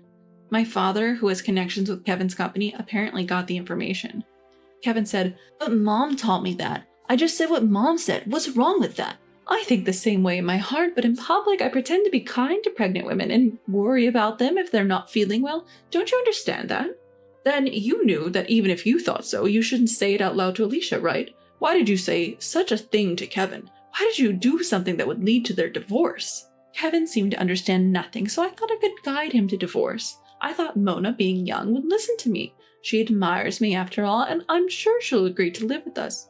Alicia is just too headstrong, and I don't prefer. It seemed my mother-in-law had arranged everything behind the scenes. My father-in-law didn't know anything, and Kevin was just a pawn in her game. Afterwards, I was incessantly contacted by Kevin. I was deceived by Mom. I was just misunderstood. I didn't know anything. Please forgive me. I will treasure you and our baby from now on. Oh, just the other day you were telling me to get rid of this baby, weren't you? It's too late to start caring now. We're getting a divorce. Please live happily with Mona. We had this back and forth many times. Kevin's words, just get rid of it, that I had heard while I was fainting deeply wounded my heart. It was something I simply couldn't forgive. On the other hand, I learned that Mona was not aware of Kevin's marital status and had only agreed to have dinner with him because my mother-in-law suggested it, assuring her it would avoid complications at work. Apparently, she didn't become a teacher because she admired my mother-in-law, nor did she hold any particular affection for her. When she found out about my mother-in-law's manipulation, she was genuinely shocked and looked down on her. She had just been unwittingly dragged into all of this. I was worried that getting a divorce would be difficult, but my father-in-law stepped in. He scolded and persuaded both Kevin and my mother-in-law, and we were able to finalize the divorce. I deeply regret that Kevin hurt you in such a difficult time of pregnancy. As a father, I feel extremely guilty. I am also sorry for my wife's actions and for not having monitored her properly, which caused a great deal of discomfort. He apologized from his heart. He paid for Kevin's alimony and child support in a lump sum, and apparently planned to make Kevin repay him in installments. I was able to smoothly finalize the divorce thanks to you, father-in-law. Please come visit us when the baby is born. I'd love to, but hold off for now. I need to straighten out Kevin and my wife and keep a close watch on them. Besides, if they found out I was secretly meeting you, they might go off the rails again. I don't want to expose you or my grandchild to any more danger. Kevin resigned from his job, which he had been disciplined at. He said it was too hard to stay at the company. He tried to find another job, but seemed to be having a hard time sticking to one. He's living with his mother under his father's watchful eye, and it seems he's having a rough time. Rumors about Mona's situation spread in my mother-in-law's workplace, and it seems everyone is giving her strange looks. The teaching world is a rapid turnover of school reassignments every 3 to 8 years, which apparently makes it easier for rumors to spread.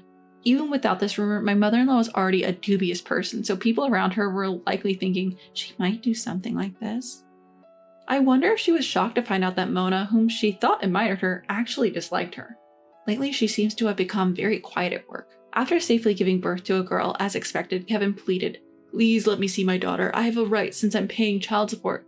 I responded formally. Child support payments and visitation rights are separate legal obligations and not exchangeable. We decided during the divorce that you would pay child support and we would not have visitation. Therefore, I declined your request for a visit. After that, he stopped contacting me.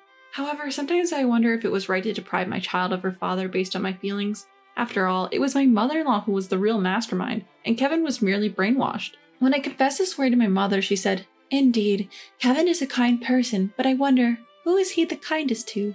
If he's kindest to you and his daughter, it might be okay to let him see her. What do you think? Indeed, Kevin is kind, but he's the kindest to himself. Or rather, he's only kind to himself. That's why when I was sick and became a burden to his life, he was filled with negative feelings towards me and ended up going along with my mother-in-law's plan. I can't trust the person who pushed me away when I was weak and needed help. I might ask my daughter if she wants to meet him when she's old enough to have her own opinions, but until then, I don't plan to let her see him." My world completely changed after my daughter was born. Parenting is really fun, but it's also very challenging. I plan to take maternity leave for a while to focus on parenting, and then return to work after leaving my daughter at daycare. I decided to live at my parents' house during my maternity leave. I'm considering finding an apartment near my parents' house where I can live with my daughter soon. Since then, I secretly contacted my father-in-law and asked him to visit us once without informing Kevin. Seeing him carefully and tenderly lift my daughter in his arms, I couldn't help but wish he could visit more often. He didn't take any photos of my daughter. He said if he took any, he might keep looking at them at home and then his wife and Kevin would find out. Instead, I took a lot of pictures of him and my daughter together. I plan to make an album and present it to him one day. I'm incredibly fortunate. I have the support of my parents and a job to return to. Sometimes I wonder what would have happened if my morning sickness had been lighter and I had continued to live with Kevin. Would he have cooperated with me when childcare became difficult, thinking of our daughter and working together to overcome challenges? Would he have risked his own life to protect our daughter when danger loomed? When I think about this, I feel glad that my severe morning sickness exposed Kevin's true character early on. Maybe it was my daughter who made me aware of this. From now on, I plan to appreciate the kindness of those around me and move forward with my daughter, looking ahead. Hey, Nellie! Do you even realize what you've done? How could you neglect your duties as a wife and burden Sal like this? You're the worst wife ever. I'll teach you a lesson. Mother-in-law, there's a reason I left. I don't care. We've decided to move to a brand new beautiful apartment. If you want to live with us, I'll tell you where it is. Mother-in-law probably still doesn't know the whole story. I thought this might actually work in my favor. No thanks, I'm good. Huh? My name is Nellie, a 35-year-old office worker. I've been married to Sal for 5 years. He's currently 40, so there's a 5-year age gap between us. I've always been attracted to older men, and I fell for Sal because he's so calm and kind. Our relationship progressed smoothly, and we got married. Our married life was pretty good. But a few months ago, I could see the end of our peaceful life. I've been laid off. What? Sal was suddenly laid off. The company was struggling due to an economic downturn. I never thought Sal would be laid off, especially since he worked for a major corporation. I assumed we'd continue to live comfortably on his good salary, but nothing in life is guaranteed. We were suddenly in a tight spot. I used to be a homemaker, but I decided to start working again. I reached out to the company I left when we got married, thinking they might not rehire me, but luckily they did. Apparently, someone had just quit after giving birth. This job saved us from a total crisis. If Sal could find another job, we'd be okay. But it's tough for middle-aged men to find work. So he could only get a part-time job, earning around $700 a month.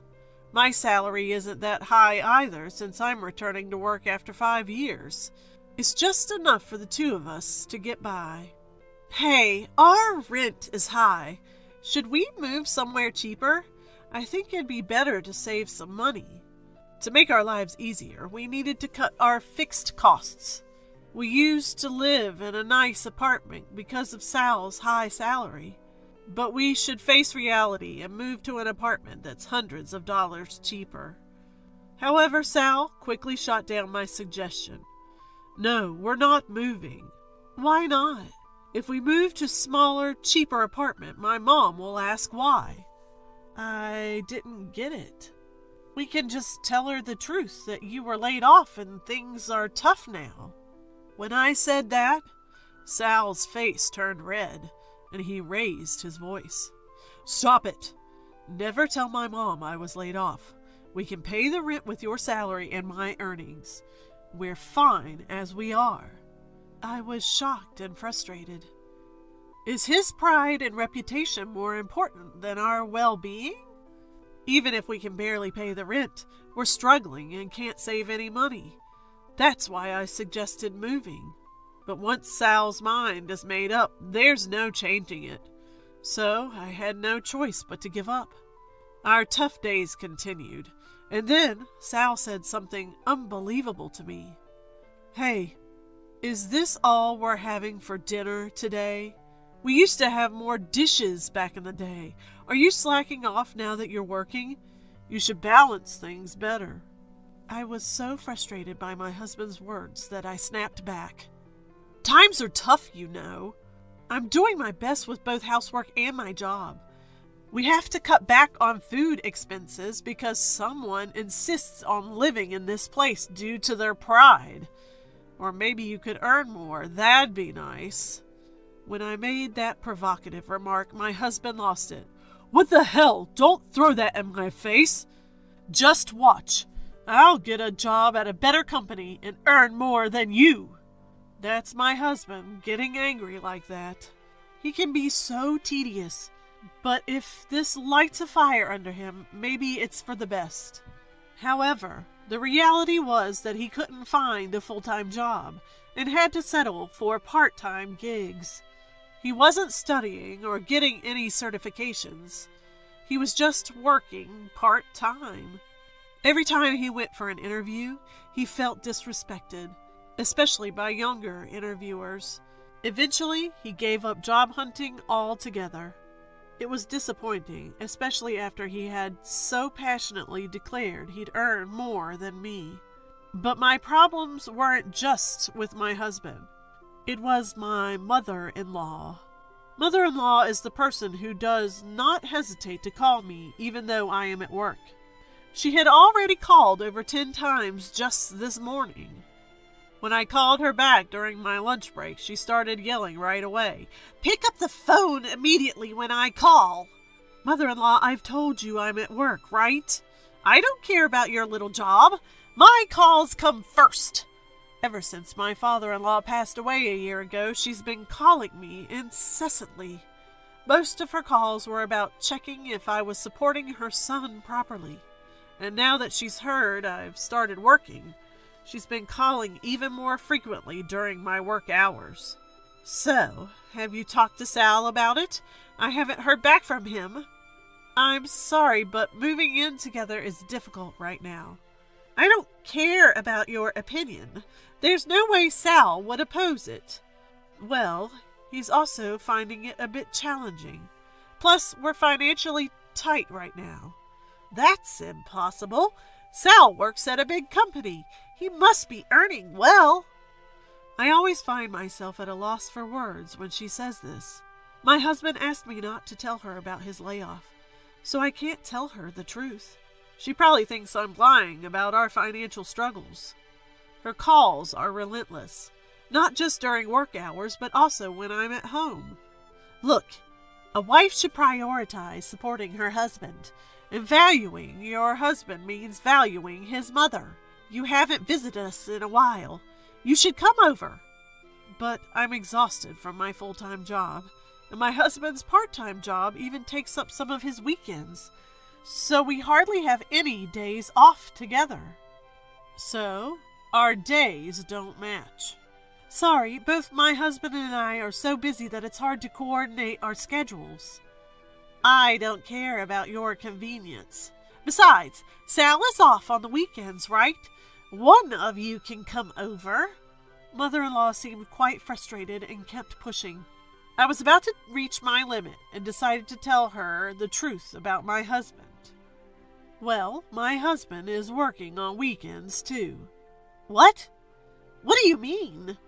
Actually, just as I was about to spill the beans, my husband, who had been lounging on the sofa watching TV, rushed over and grabbed my phone. Mom! Sorry I haven't been able to visit lately. I'm working on a big project right now and even working on weekends. I promise I'll come to see you once things settle down.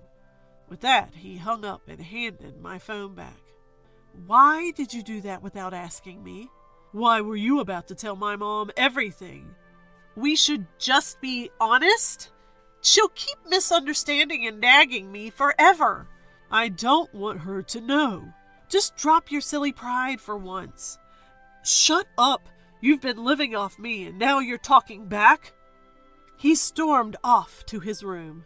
Life was already stressful, and on top of that, I had to deal with mother-in-law's snide remarks and my husband's selfishness. He always said his part-time day job was tough and never did any housework. He wasn't working full-time, just working on the weekends and maybe once or twice during the week. I wish he'd either find another job or at least help with the chores. Or I want you to remember housework and take the initiative. He's not pulling his weight, and I'm the one earning more, yet he complains about everything. I decided to leave home for a while. I went back to my parents' house for about a week to make him realize the difficulty of household chores. I had told my parents everything about our situation. They kept saying, "You should get a divorce." But I didn't want to give up so easily. We had been married for 5 years, and it was a love marriage. If we were to divorce, I wanted to try everything possible to make it work. Sure enough, my husband called when I got to my parents. "Hey, when are you coming back? What about my dinner?" "I won't be back for a while. You'll have to do the chores yourself." "What? Stop joking and come back and do the chores. No, I won't. I want you to understand how hard it is. Do all the cleaning, laundry, and cooking. You'll realize how tough it was for me to do all that while working. I hung up. He called several times, but I ignored them all. Life at my parents' was so comfortable. Chores were divided among the three of us, and my mom cooked delicious meals, saying, "You must be tired." It felt so good to have meals served without doing anything. I stayed at my parents' for about a week. I wanted to stay longer, but my workplace was far from my parents', and I thought my husband might have realized the difficulty of household chores by now. I returned home after a long time. I was worried the house might be a mess, but it was cleaner than I expected. However, something felt off. Could it be? I checked my husband's room and noticed his clothes and suitcase were missing.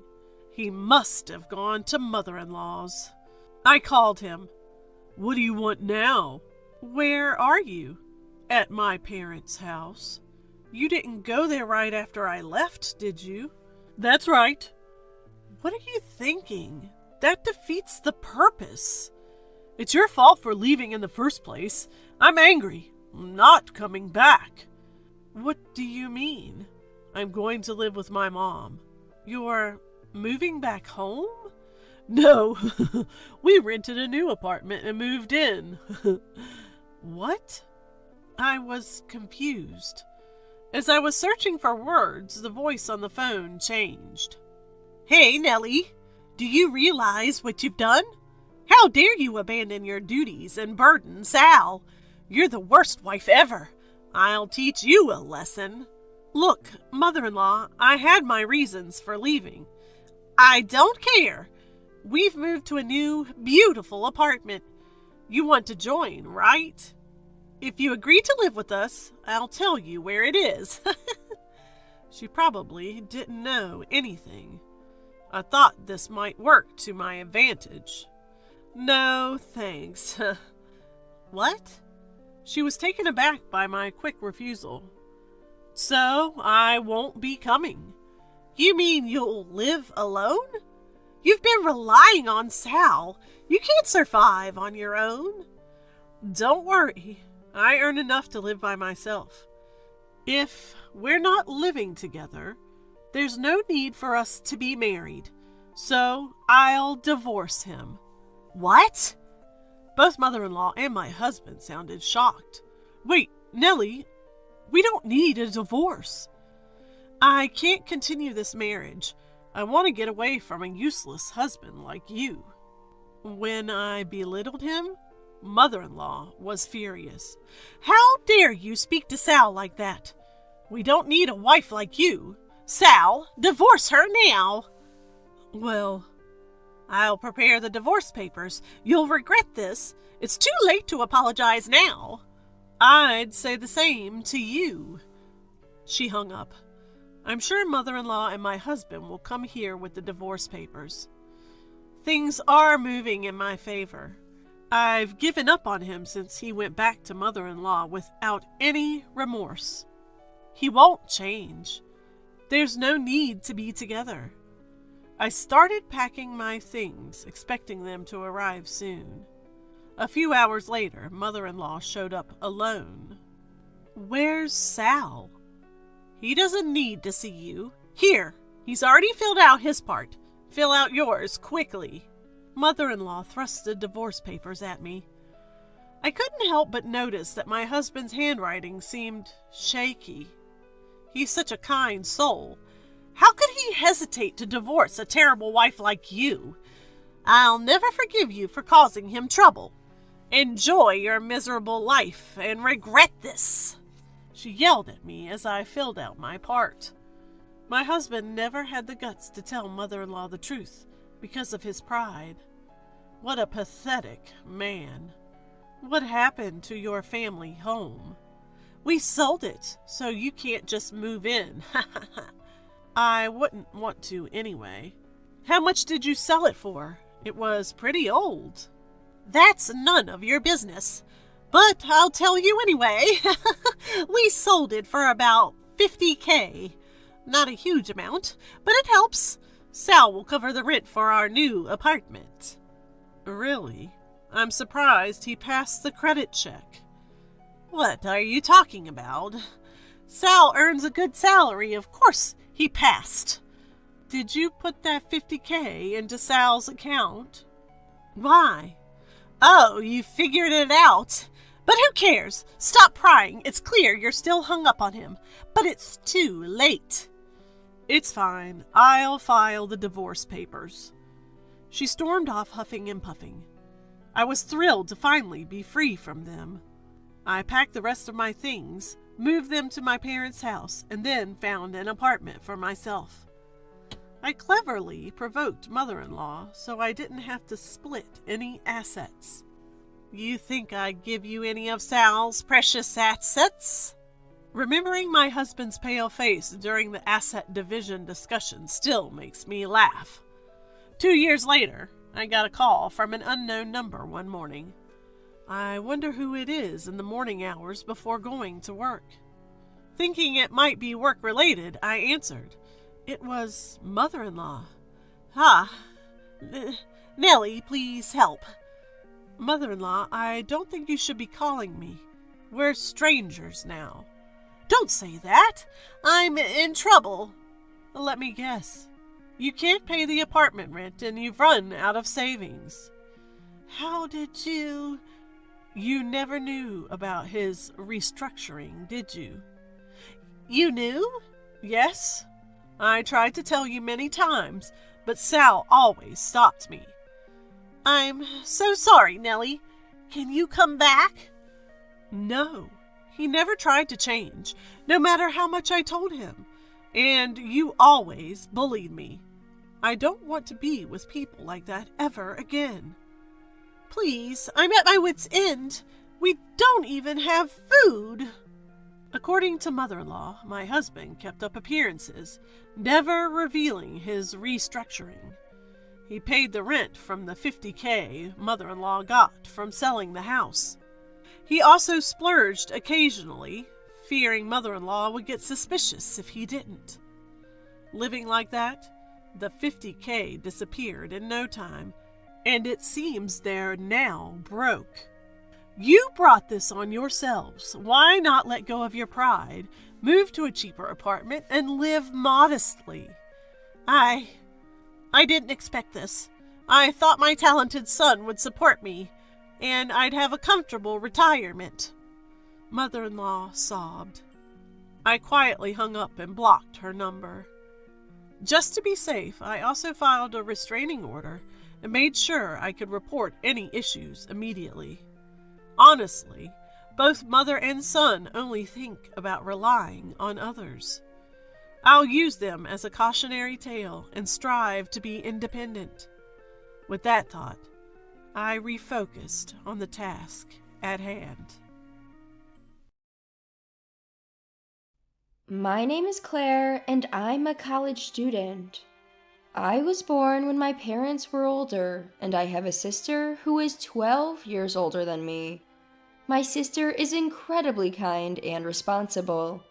She has a strong sense of responsibility. When she got married, I couldn't help but feel really lonely. She married pretty young, tying then out with her college classmate, Walt, right after graduation. Seeing her so happy on her wedding day, I truly wished her all the happiness in the world. But before I even got to high school, my dad passed away suddenly. One morning, we found him collapsed in the hallway.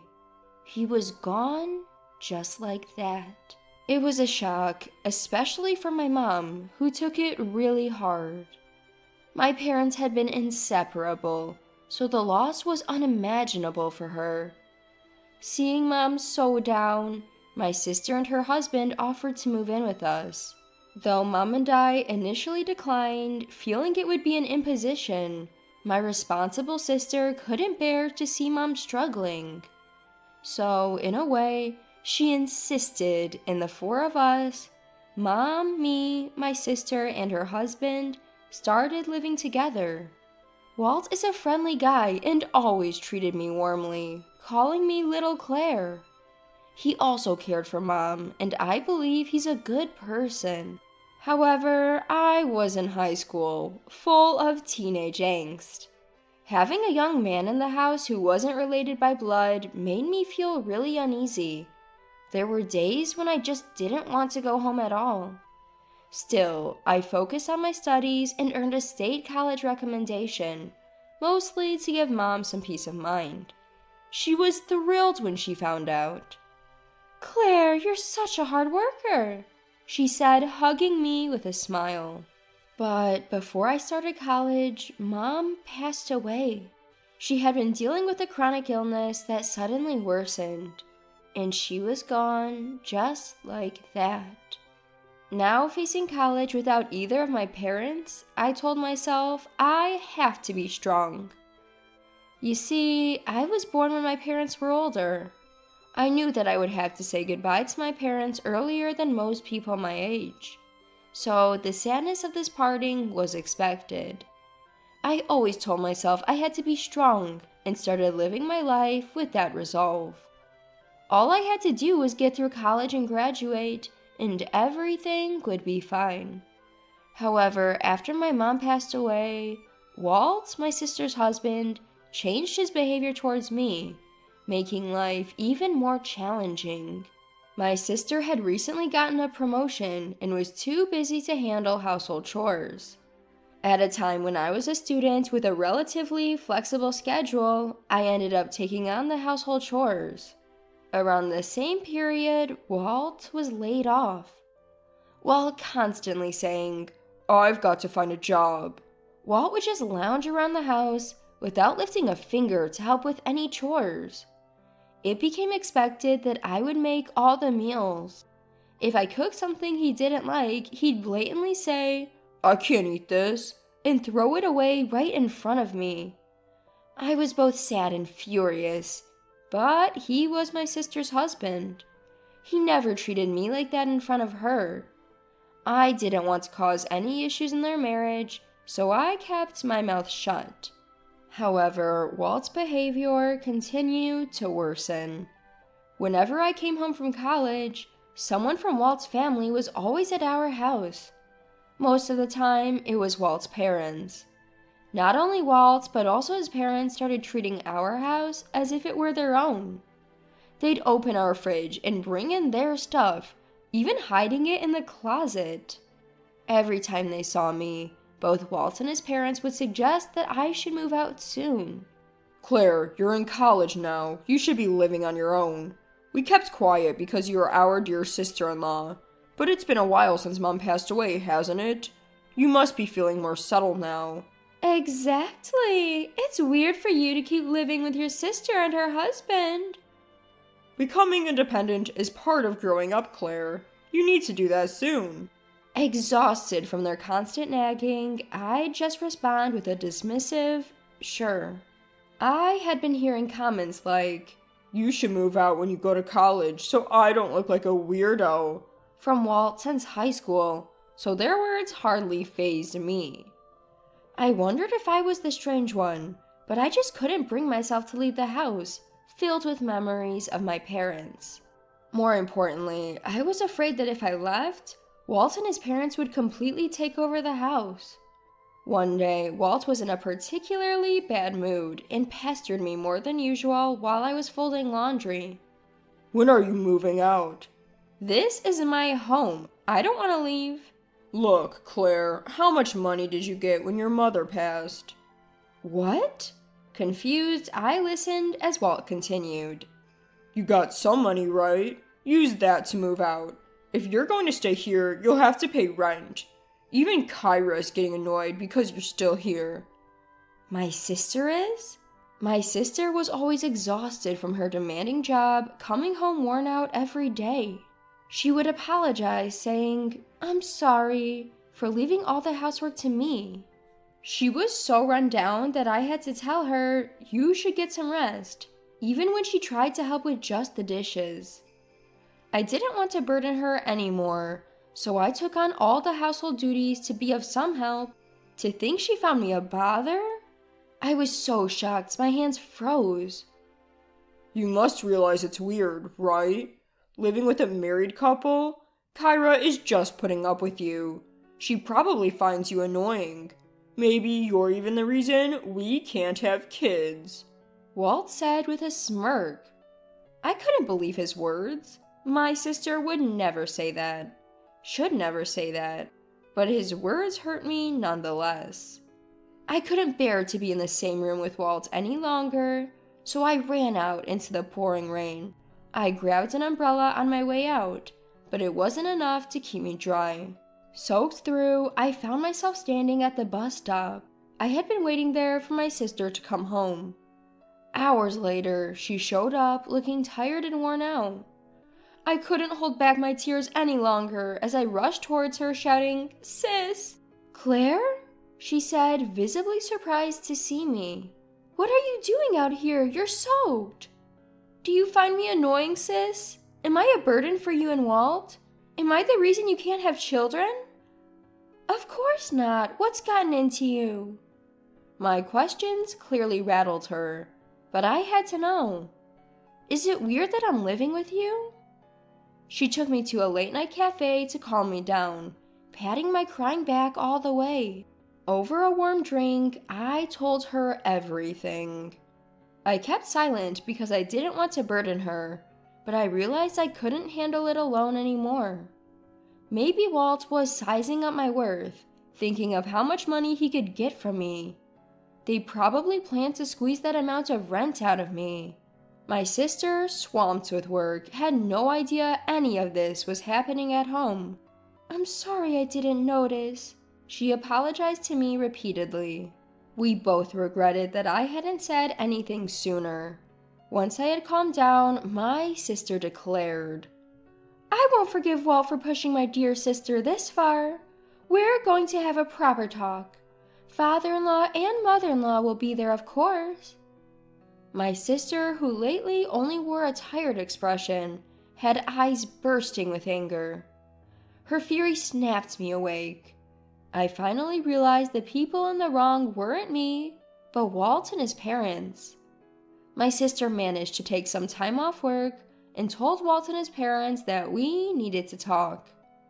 Walt seemed confused, unsure why a discussion was needed, but after my sister told him, "You can't forget what you've done to Claire," he seemed to catch on.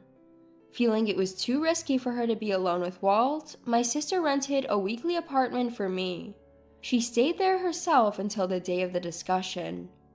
When the day arrived, Walt, who seemed to have expected the topic to be about home ownership, immediately began speaking.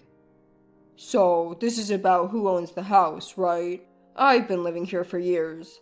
I'm the man, and Kyra married into my family, so the house should naturally belong to us. If Claire just leaves, that'll settle it." "Exactly, Walt. You moved here to take care of your mother-in-law. You should be grateful," added his mother. "But Walt, you've done nothing. You may have had kind words from my mother, but never acted on them. She even had to make your lunch for work." I responded calmly, leaving Walt's mother speechless. My sister then began, "Do you not realize how ridiculous you sound? Walt says he owns the house because he's lived here for many years, but Claire has lived here much longer, ever since she was a child." "Well, I lived here as an adult, so it should be mine," Walt countered. "By that logic, I moved back as an adult too. So doesn't it also become my house?" My sister responded, "I'm the man and Kyra is the woman, so naturally I should own the house." Walt exclaimed. "Home ownership has nothing to do with being male or female." My sister snapped back. Stumped by her words, Walt seemed to mumble something under his breath. Walt's parents looked at each other, clearly troubled. The room fell into a tense silence, broken only by my sister's authoritative voice. "Get a divorce." With that, she handed Walt pre-filled divorce papers. Shocked, Walt pushed the papers back. Why? We were just discussing who owns the house. You misunderstood. I came here today to discuss divorce. His voice feeble, Walt asked, Why? Getting laid off wasn't your fault, but you barely even looked for another job. I heard it all from Claire. You didn't help with the housework either. You told me you and Claire shared chores. That's a lie. Walt had been pretending to look for work, all while lying about helping me with chores. My sister had learned the truth when I mentioned doing all the housework myself at a cafe. Walt stammered, struggling to find the right words, but my sister was unforgiving. This house legally belongs to Claire. Only those she approves of can live here. Entering without the homeowner's consent is trespassing. Claire, what would you like to do? Straightening my back, I answered clearly. Walt and his parents should never set foot in this house again. This is my home, filled with memories of my mom and dad. I won't allow it to be taken away. I first learned that I was the homeowner of this house from my sister.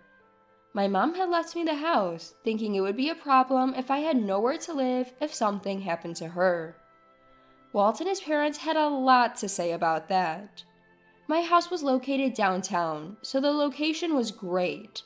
Walt's parents loved it and had even started preparations to move in. They used to run a restaurant together, but closed it because they were planning to move. Just when we can't move in anymore. We even started arranging for renovations. Walt's dad revealed that they had almost started remodeling my house without my consent. What's more, it turned out my sister and her husband were supposed to pay for the renovation. Since Walt wasn't earning any money, this would naturally come out of my sister's pocket. Fed up with the outrageous demands from Walt and his parents, my sister feigned calling the police. The three of them left in haste. We sent Walt's belongings, along with the personal items his parents had hidden in our closet, back to their family home and cut all ties. My sister consulted a lawyer and filed for divorce. Even after the divorce was finalized, Walt and his parents were occasionally lurking around our house, so we reported it to the police. After the police intensified patrols, treating it as a stalking case, Walt and his parents stopped coming near our house. Their life became very difficult afterward. With their restaurant closed, Walt's parents were jobless. Walt was also unemployed, struggling to make ends meet every day.